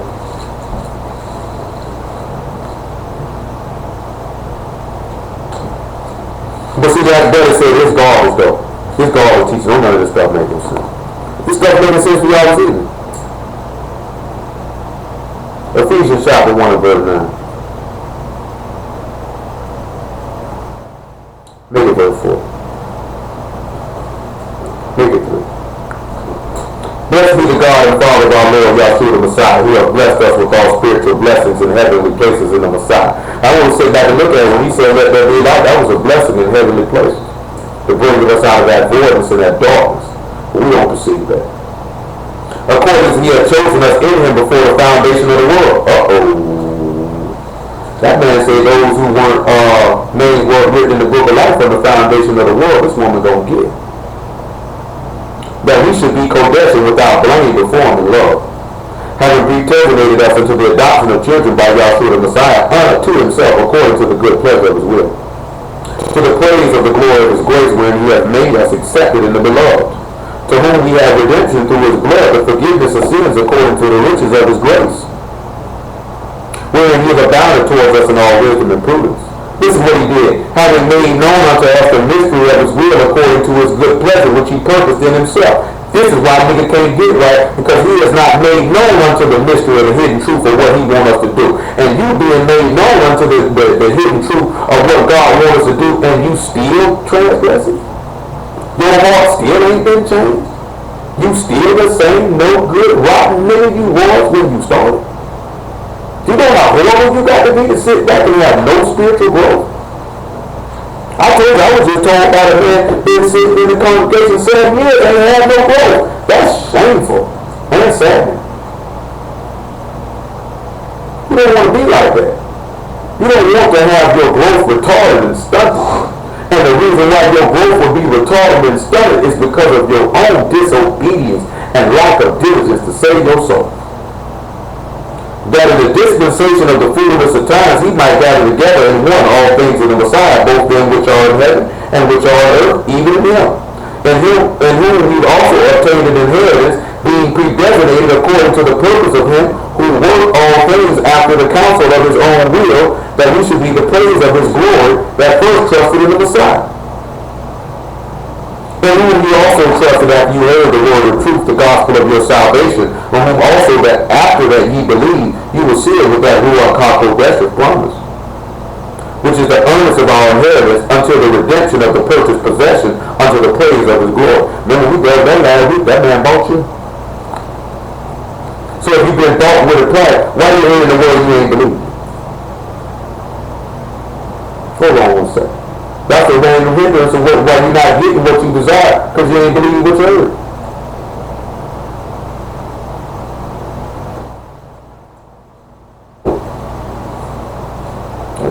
Bad. So let's go over back here to Revelation chapter 17. We get back to this Ecclesiastes chapter 7. I thank the Lord for the word. Thank the Lord for the Ruach HaKodesh and the knowledge of the mystery of the Messiah. To know the mysteries of the kingdom of heaven, which is not given unto all men to know. Because he hid these things from the wise and prudent, and even so, Father, because it seemed good in thy sight. So when we look back at verse 8, it says, the beast that thou saw was and is not, and shall ascend out of the body of his people, going to perdition. They that dwell on the earth shall wonder, whose names were not written in the book of life from the foundation of the world.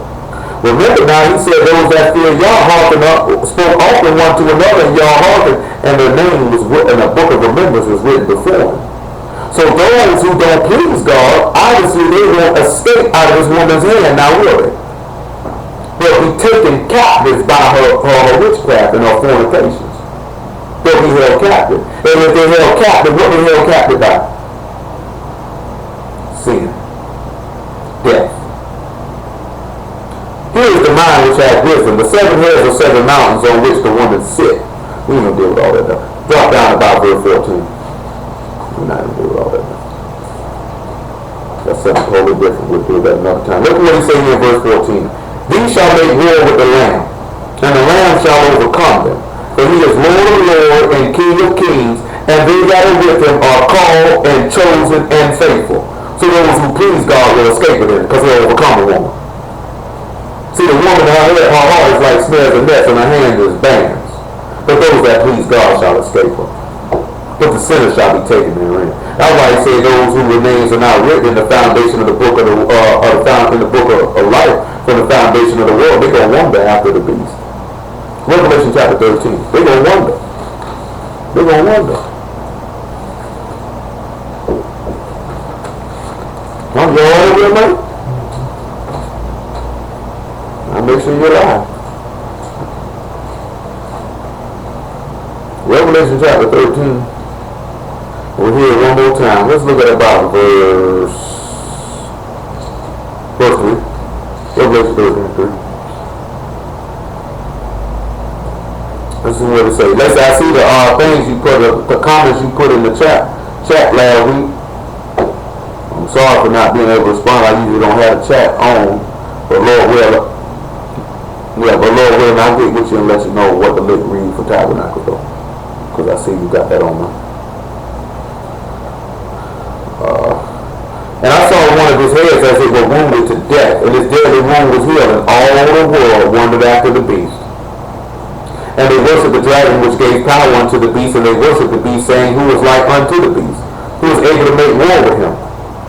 And there was given unto him a mouth speaking great things and blasphemies, and power was given unto him to continue for 42 months. And he opened his mouth in blasphemy against God, to blaspheme his name, and his tabernacle, and them that dwell in heaven. And it was given unto him to make war with the saints, and to overcome them. And power was given him over all kindreds, tongues, and nations.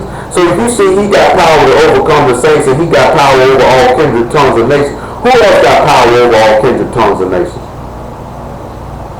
Huh?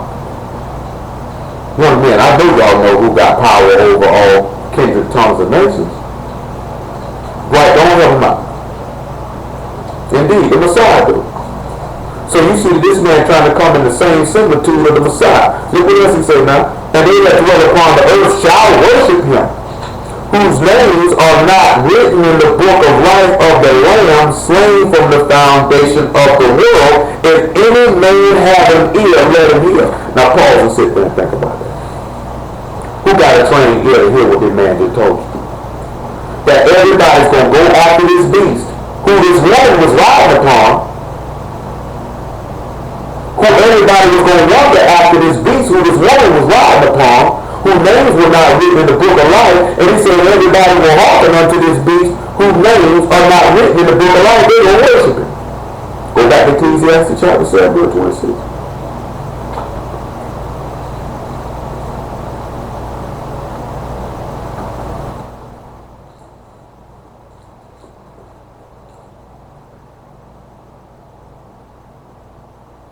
Thank the Lord. You see how you can get this? You can sit back and you can look at something, and the Lord can have multiple different things out of it. Look at verse 26 one more time. I find more bitter than death the woman, whose heart is as snares and nets, and their hands are as bands. Whoso please God shall escape from her, but the sinner shall be taken by her. So we sit back and look at it. We sit back and look at it as the grave, because he said Jerusalem is the mother of us all. She was like snares and bands. Remember, he said the bars have come over me, but you have not allowed me to see corruption. Because death will look upon us as if it's as snares and nets and it's bands. It holds you in, right? Didn't he say the plains of death were loose on because it wasn't possible for him to be hold of it? He pleased God. He escaped it. We got to sit back and look at that when we please God and we quickened by the Spirit, and now we no longer without form and void and darkness will escape. Looking at the Lord with a right mind and well, looking at mystery of Babylon, her heart is like snares and nets, and her hands are like bands. And sinners going to be taken by her. Some of y'all are taken by her right now because you want everything this whore has to offer. You want all her delicacies. Like, there's nothing wrong with you wanting nice stuff. Ain't nothing wrong with it at all. Gotta keep it in your proper plate, though, because some of y'all can't walk away from it. Some of y'all amped up off the positions that this world can give you. That's one of the biggest downfalls of our people. This world gave you a college degree, gave you a title, let you put on a pantsuit, let you put on a three-piece suit, make you think you're a part of her, make you feel like you're somebody, give you a few public niggas in a few high positions that a couple of these niggas be CEOs and Fortune 500 companies. Let some of you niggas become you in the United States senators and congressmen. Even let one of you monkey niggas be president. We let you niggas run up and down our football fields and basketball courts and give you big checks for a picture on TV and you sell Gatorade. Sell tennis shoes. Nigga, I was talking to Black the other day, nigga, Under Armour offered Kevin Durant $285 million. And stock options. We think we done hit the big time because we desire Babylon's delicacy. You want her cars. You want her clothes. You want her money. You want her status. You want her titles. And her heart is like snares and nets and her hands are like bands and you want to escape from her in the time of destruction. Because remember he said her iniquities reach unto heaven. Reward her, she is rewarded us. Give her double for her iniquity. And he said in 1 hour, death, mourning, and famine shall come upon. That's why some of y'all not going to make it out of here. Because our hearts are like snares and nets, and you've been taken by, because you without void, you without form, and you void, and you in darkness. You have no life in you. Flesh profit nothing, spirit quickening. Let's see what else he say here. He said, behold, this have I found, saith the preacher, counting one by one to find out an account, which yet my soul seek, but I find not. One man among 1,000 have I found, but a woman among all those I have not found. That's why I don't even sit around, you niggas sit around here talking about a woman, preach the word, man, say, I ain't found a woman among none. He said, I found a man out of 1,000. I ain't found a woman among one of them. And this is the wisest man that ever lived. The Lord told you that. Say Solomon was the wisest man that ever lived, and now greater than Solomon is here.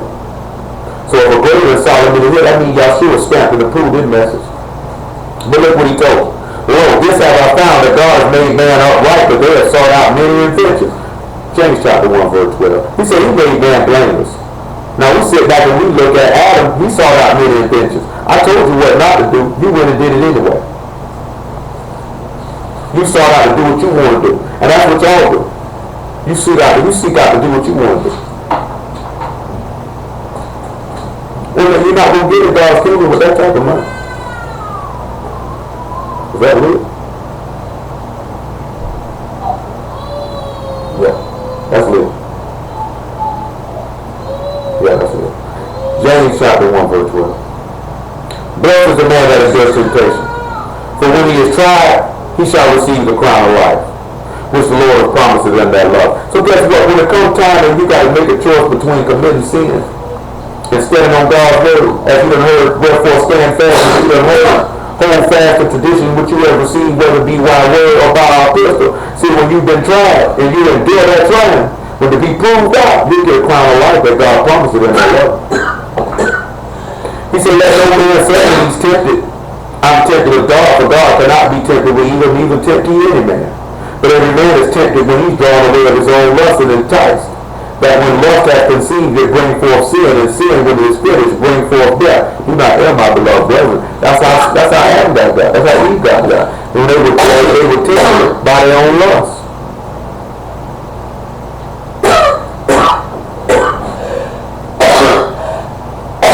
By their own lust.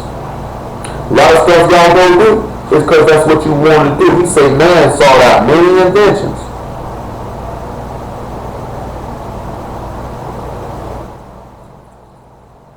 So many inventions.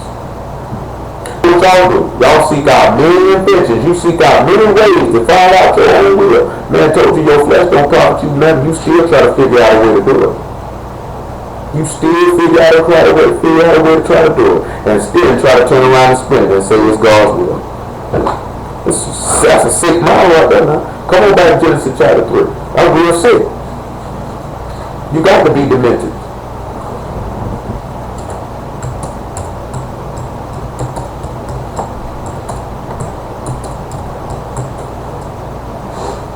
3. Yep, back to Genesis 3.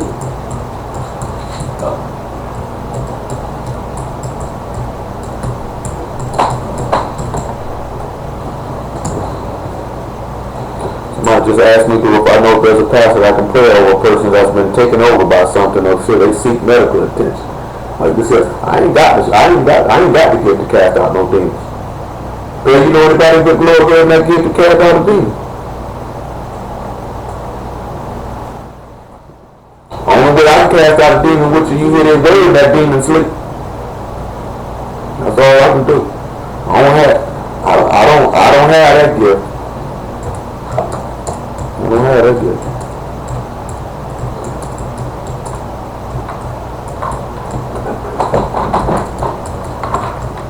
I wouldn't mind to have it, but I don't have that gift.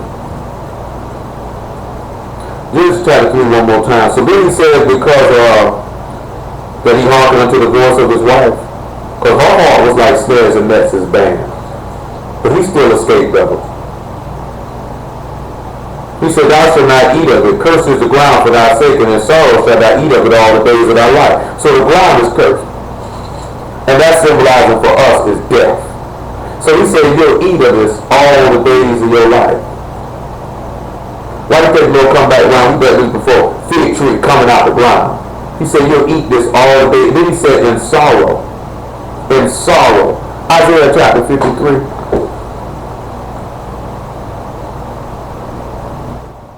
Then we'll go to Matthew 26. Isaiah 53 and 2. Isaiah 53 and 2. We went on so much stuff. I ain't even got everything I wanted to get to tonight. Maybe later. Who knows? Isaiah 53 and 2. For he shall grow up before him as a tender plant and as a root out of the dry ground.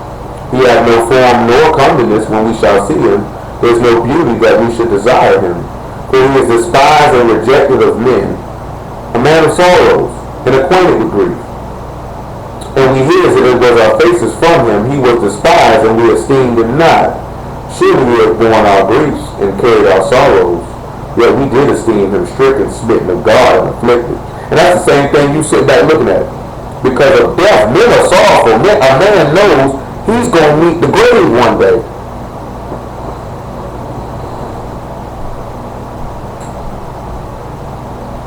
You know what I'm talking about? We all going to meet the grave one day and not sorrowful. Because when you don't have a road, what hope do you have? You going to be just like they say, let's eat and drink and tomorrow we shall die.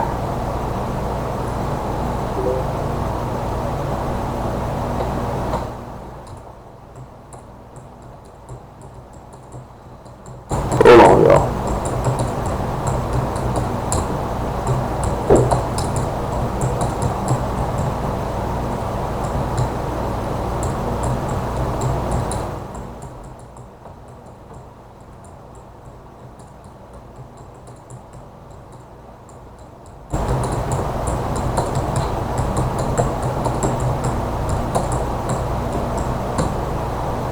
So now we sit back and we look at it.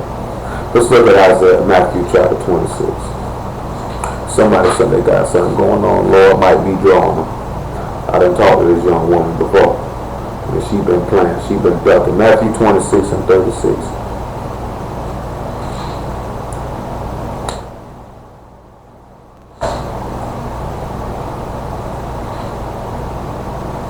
A lot of people be out here playing. Lose your life any day. He said, then came Yahshua with them unto a place called Gethsemane, and said unto the disciples, sit ye here, while I go pray yonder. And he took with him Peter and the two sons of Zebedee, and began to be sorrowful and very heavy.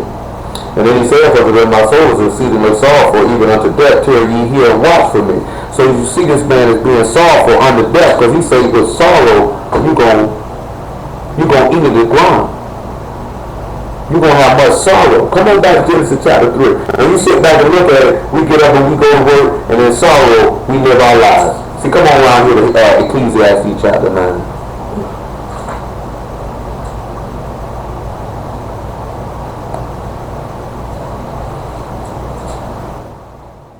See, one one thing about them people right here. We be trying to get too deep with the word. And trying to get too deep with the word, that's why a lot of people get messed up, because this thing's simple. This thing ain't hard. It's deep, but it ain't hard. People try to make this thing out of deep.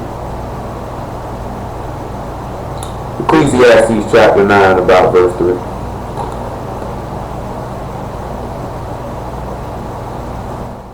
Ecclesiastes chapter 9, about verse 3. This is an evil among all things that are done under the sun, that there is one of it under all, yea, also the heart of the sons of men is full of evil. And madness is in their heart while they live, and then after that they go to the dead. For to him that is joined to all living there is hope, for a living dog is better than a dead lion. For the living know that they shall die, but the dead know not anything, neither have they any more reward, for the memory of them is forgotten. Also their love and their hatred and their envy is now perished, neither have they any more portion forever in anything that is done under the sun. Go thy way and eat thy bread with joy, and drink thy wine with a merry heart. For God now accept thy word. So that's good. No, we just went a little bit too far. But see, drop down to about verse 11.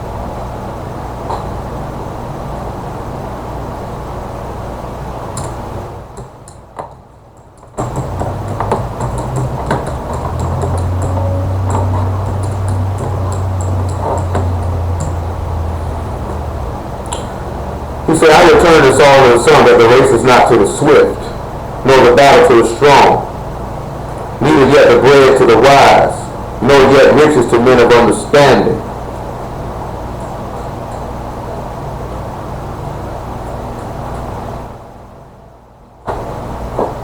Nor yet favor to men of skill, but time and chance happen to them all. For a man also know not his time, as fishes that are taken in the evil net, and as the birds that are caught in the snare.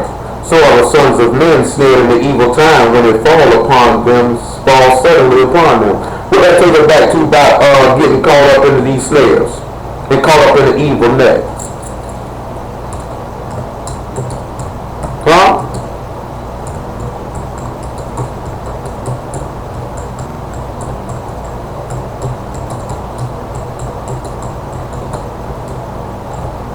This man said that the kingdom of heaven is like a man who, Matthew 13, verse 47.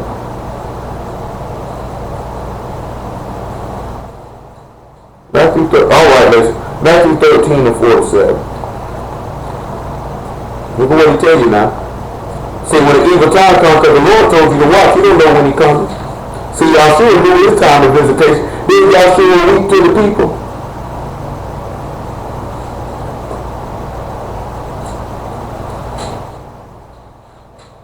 Till you didn't know the time of your visitation. You don't know when God gonna take you out of here, and you out here playing.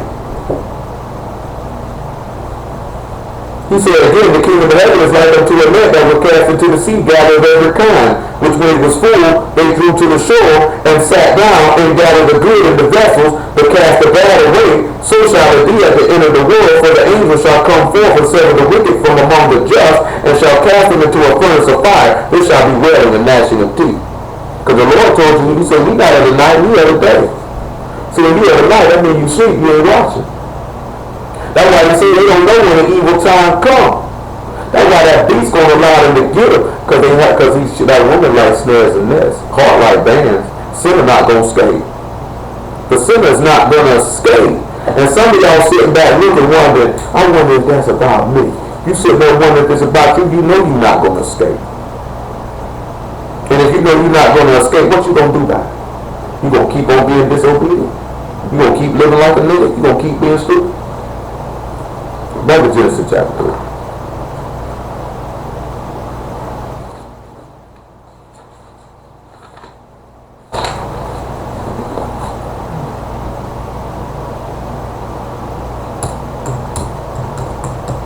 Hold on, y'all.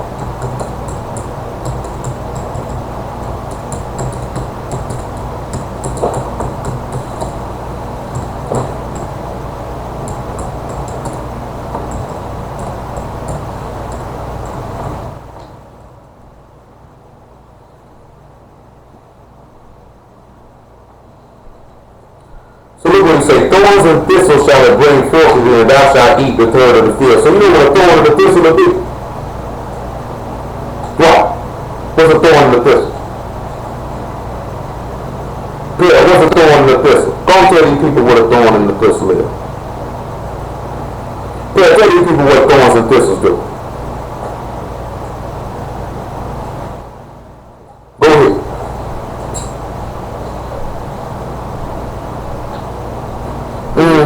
So when you sit back and you look at it in that term of the thorns and the thistles, the wicked are like thorns. Look at Hebrews chapter 5.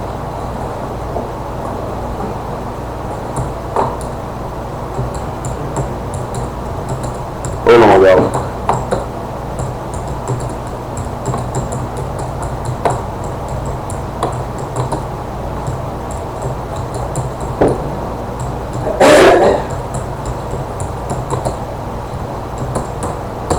I'm trying to get somebody, Lord might be drawing somebody, so I'm trying to deal with it. Hebrews chapter 5, because they say somebody calling Robert Brooks, talking about help somebody who might have a demon on them. The Lord trying to tell you, say the person's going to sit there telling them about, you need to repent, the world going in, you're going to die tomorrow. And she said a lot of signs being showed to her, because the Lord trying to call y'all. I remember her on the week, she on my page because of Nell, something about eating crabs, and she called me and I talked to her that day, and she said, I just told her, I believe it. One thing about it, man, when the Lord goes to warn you, better take heed to it. Hold on. We out here, you know what I'm saying? We try to draw on, because she be peeping stuff from time to time. Hebrews chapter 6, verse 8. He said, but that which bear thorns and briars is rejected and nigh unto cursing, whose end is to be burned. But beloved, we are persuaded better things of you. Matter of fact, make it about verse 7. For the earth will drink it in the rain that come off upon it, bring forth herbs meet for them, by whom it is dressed, receiving blessing from God. Because he said you're going to eat of the herb of the field, right? Let's go to Songs of Solomon chapter 4. Songs of Solomon chapter 4. Hold on, let me see who fell off now. Hold on one second. Hold on 1 second, y'all. We almost to the finish line, everybody. We almost to the finish line. I know we covered a lot, but we almost there. Y'all all right over there, Miles, Brittany, and T? Y'all all right over there? Yeah. All right. We'll get it in a moment. So we see it now. So let's go over here and let's look at this Songs of Solomon chapter 4. We'll touch a little bit more in depth with Lord will possibly tomorrow. So when we look at this Songs of Solomon chapter 4, about verse 13.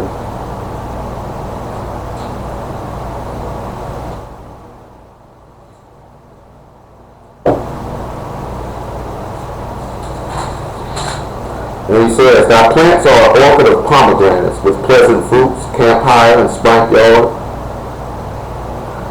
and saffron, calamus and cinnamon, with all trees of frankincense, myrrh, aloes, with all the chief spices. A fountain of gardens are well of living waters and streams from Lebanon. Awake, O north wind, and come thou south, blow upon my garden, that the spices thereof may flow out. Let my beloved come into his garden and eat his pleasant fruits, because he said he will eat the herbs of his ground. James chapter 5. We'll deal with some of the other stuff that's in there in a little bit. Lord will. But he said he want to come to his garden and eat his pleasant fruits. James chapter 5. James chapter 5 and about verse 5. Make it verse 4. Matter of fact, make it verse 2. Matter of fact, make it verse 1. Because this is what Babylon the Great, those who live off our delicacy, here's what she gonna get. Go to now, you rich men, heap and hide for your miseries that shall come upon you. Your riches are corrupted and your garments are moth-eaten. Because Zephaniah told you about this. Your gold and silver is cankered, and the rust of them shall be a witness against you. You shall eat your flesh as it were fire. You have reaped treasure together for the last days. Behold, the hire of the laborers which have reaped down your fields, which is kept back, you have kept back by fraud, cry. And the cries of them which have reaped are entered into the ears of the Lord of the Sabbath. That's going on out here right now. A lot of these companies doing all this stuff, stealing these people money, and their pensions going away, and their 401k going away, and they skipping people on their wages, and they've been crying in the dark. He heard them. Because that's what the law says. Don't oppress a hireling in his wages. Ooh, boy. There's a lot of people going to hell in America about that. Y'all didn't know the book said that. Don't oppress a hireling in his wages. That goes for y'all. If y'all hire somebody to do a job, don't be trying to be slick and get over. Pay them people properly for the work that they're doing. That goes the same way messing with God's priests by trying to oppress him with his wages. Let the Lord cover himself on every angle, get you in every type of way. I want to tell you, man, somebody do a job for you, you pay them people according to the level of work which they done do, what you done hired them to do. The whole we trying to get over and try to get stuff for free, pay people properly for what you done hired them to do. Same way he say don't hold a man's wages up to the morning. Somebody done did some work for you, you got the people money, man, you give the people your money. You don't be sitting at that trying to hold the people money for those 3-4 days. Go take the people their money. You don't want your employee to be holding your check for those 3-4 days. If you supposed to get paid on Friday, Tuesday, Wednesday, whatever your pay period is, you want your check. You go up to your job and people talking about you ain't got your money, you gonna snap. So y'all keep that in mind when y'all deal with people. He said, you have lived in pleasure on the earth and been wrong. You have nourished your horses in the day of slaughter. That takes us back to what we dealt with that Lazarus and that rich man. Which went back to Genesis 49. You've been living in pleasure. You ain't want for nothing. You have condemned and killed the just, and he doth not resist you. He did the same thing to the Lord. But it was the chief priests and scribes who did it. It was the rich men. You think the chief priests and scribes were like it on something? Oh, what you got, man? Come on, man. I thought y'all knew that. Matthew chapter 23.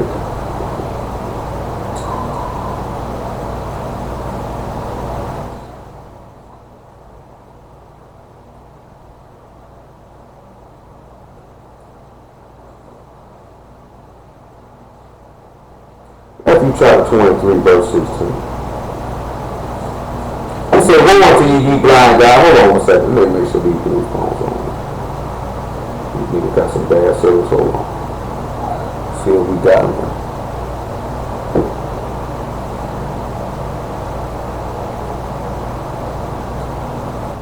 These phones be on, they don't even call back. They be waiting on me to do it. Alright. Shoot, well, I thought you'd have been in call back by now. Yeah, there. I thought you'd have been uncalled back by now. I don't know you thing with the voicemail. Hold on. I ain't here.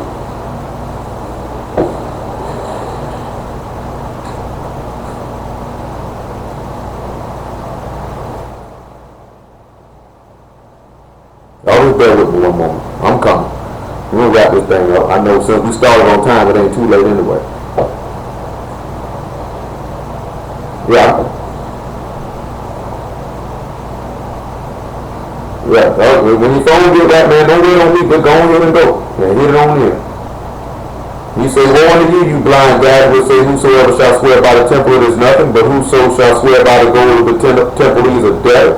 Ye fools and blind, for whether is greater, the gold of the temple? You say the gold or the temple that sanctified the gold. And whosoever shall swear by the altar, it is nothing, but whosoever swear by the gift that is upon it, he is guilty. Ye fools and blind, for whether is greater, the gift or the altar that sanctify the gift? Or wherefore therefore shall swear by the altar, swear by it, and by all things thereon, and whoso swear by the temple, swear by it, and by him that dwell therein. And he that shall swear by heaven, swear by the throne of God, and by him that sit therein. And I would need men to sit back and do it. They sit back, you think you doing that way, so that your yea be yea and your nay be nay. Because some of y'all be saying stuff out your mind, you gotta be careful what you're saying. You swearing by God. You see, they tell you these gifts. Oh, this, that, and that. Because that's what wicked pastors do. That's what wicked preachers do. False prophets do. Peter told you that. They come to make merchandise of you. And by fame and by playing to your covetous and to your lust. This is how these people are able to get all this money up out of this stuff. That's why they say they go on the widow houses and turn them over. Come on back over here to James chapter 5. That's why they say they condemn the just and they don't resist you. Because hold on now. Matthew 27, matter of fact, says real good. Matthew 26, I should say. They condemn the just. Let's see if he resisted. talking about we ought to fight, we ought to be revolutionary, we ought to fight back. He ain't supposed to do that there. He said he doth not resist you. Following the template of Yahshua. Matthew 26 and about verse 61. And this fellow said, I'm able to destroy the temple of God and build it in 3 days. The high priest arose and said unto him and answered thou nothing? What is it which these witnesses against thee? But Yahshua held his peace, and the high priest answered and said unto him, I adjure thee by the living God, thou tell us whether thou be the Messiah, the Son of God. Yahshua said unto him, Thou hast said, nevertheless I say unto you, hereafter you shall see the Son of Man sitting on the right hand of power and coming in the clouds of heaven.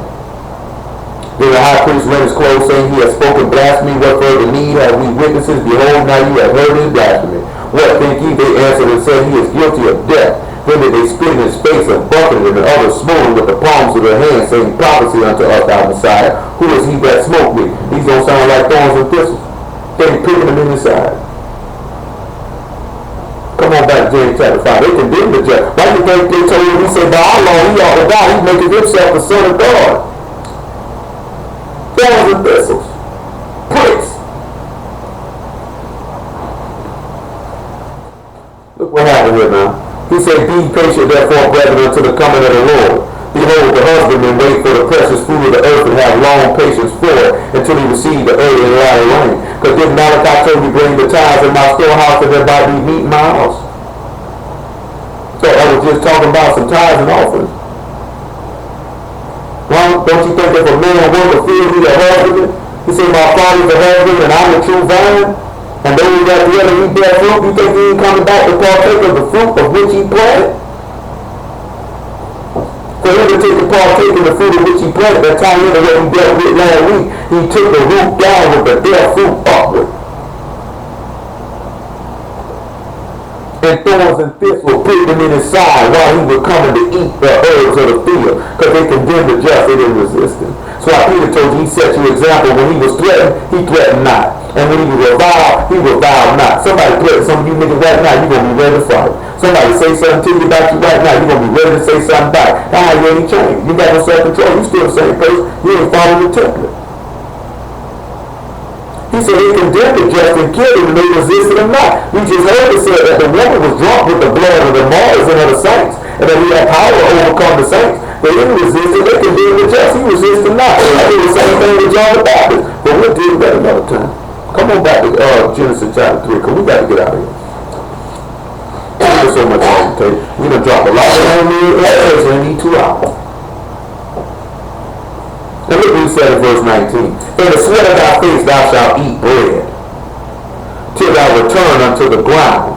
For out of it was thou was taken, for dust thou art, and dust thou shalt return. So then he said, you're going to sweat in your face, you're going to eat bread. Now you remember we talked about the eater. Out of forth the eater came for me. Didn't y'all see him sit down and eat bread and meat with the men? Well, he sat right down and ate it. He said, in the sweat of thy face, you're going to eat your bread. Luke chapter 22.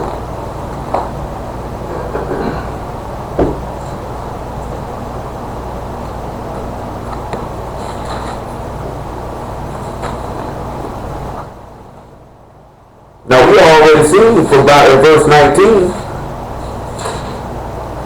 Well, we were starting about verse 16, because they done sat down and ate. Let's look at about verse 4. So you know they done got the bread. Not verse 4. Verse 4 was good. Thank the Lord. Verse 39.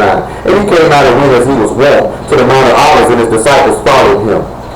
And when he was at the place, he said unto them, Pray that you enter not into temptation.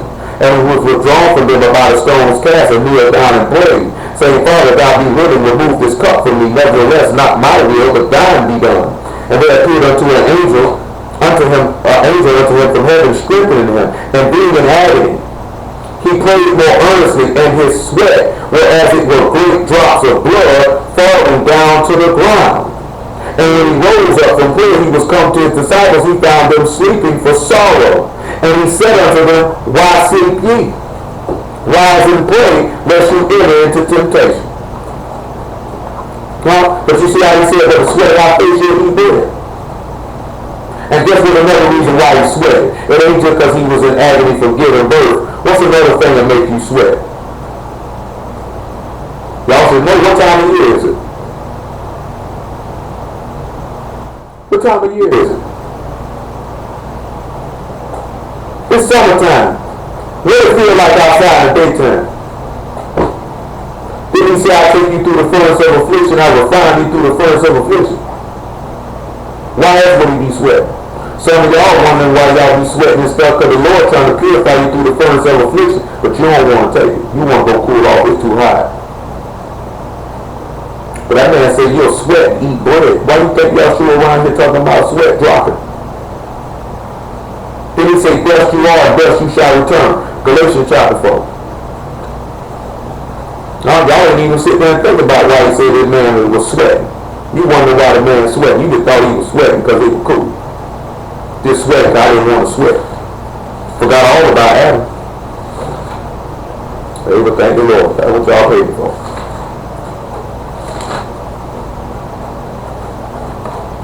Galatians chapter 4, verse 1. He said, now I say that the heir, as long as he a child, differ nothing from a servant. Remember, he said he seen servants walking upon the earth. He made Adam to be a servant. Flesh and blood, right? Flesh and blood, right? Huh? This man said, dust you are, dust you on return. Differ nothing from a servant. Yahshua came, he differed nothing from Adam. He kept calling himself son of man, son of Adam. He said, though he be Lord of all, but Yahshua Lord of all. But it's under tutors and governors until the time appointed of the Father. Yahshua had to obey the same thing we did. We could give an example, but we're not going to do it right now. Even so, when we were children, we were in bondage under the elements of the world. But when the fullness of time was come, God sent forth his Son, made of a woman, made under the law. So that means this man was made of flesh and blood. It means he had to die. Because dust you are, dust you shall return. To redeem them that were under the law, that we might receive the adoptions of sons. And because ye are sons, God has sent forth the Spirit of his Son into your hearts, crying, Abba, Father. Wherefore thou art no more a servant, but a son, and if a son, then an heir of God through the Messiah. That's why you can't be formed and void no more. Because if you return back to dust, you dead, you without form, you void, you in darkness. But this man says, from dust you are, and dust you going to return. So this man came to be able to make himself a servant, and came back the way you could have life, and you could have life. Does that make sense for y'all? No, that makes sense for y'all over here. This is what he said, dust you are, dust you shall return. Come on here to 1 Corinthians 15 so we finish this out. Let's just look at Romans 5. I might say 1 Corinthians 15 for some of the stuff we got tomorrow. Let's see, Romans chapter 5. You say 1 Corinthians 15, Lord willing, for later on. Romans chapter 5 is better for what we got. Romans chapter 5 is about verse 8. Romans chapter 5 is about verse 8. But when God commended his love towards us, and that while we were yet sinners, the Messiah died for us, much more than being now justified by his blood, we shall be saved from wrath through him. For if when we were enemies, we were reconciled to God by the death of his Son, much more being reconciled, we shall be saved by his life. And not only so, but we also joy in God through our Lord Yahshua the Messiah, by whom we have now received the atonement. Wherefore, as by one man sin entered into the world, and death by sin, and so death passed upon all men, for that all have sinned. For unto the law sin was in the world. But sin is not imputed when there is no law. Nevertheless, death reigned from Adam to Moses, even over them that had not sinned, after the similitude of Adam's transgression, who is the figure of him that was to come. So when we sit back looking at Adam going back to die, we see Yahshua going back to die, and we get life through his death. Because everything Adam did was a similitude. But thank the Lord.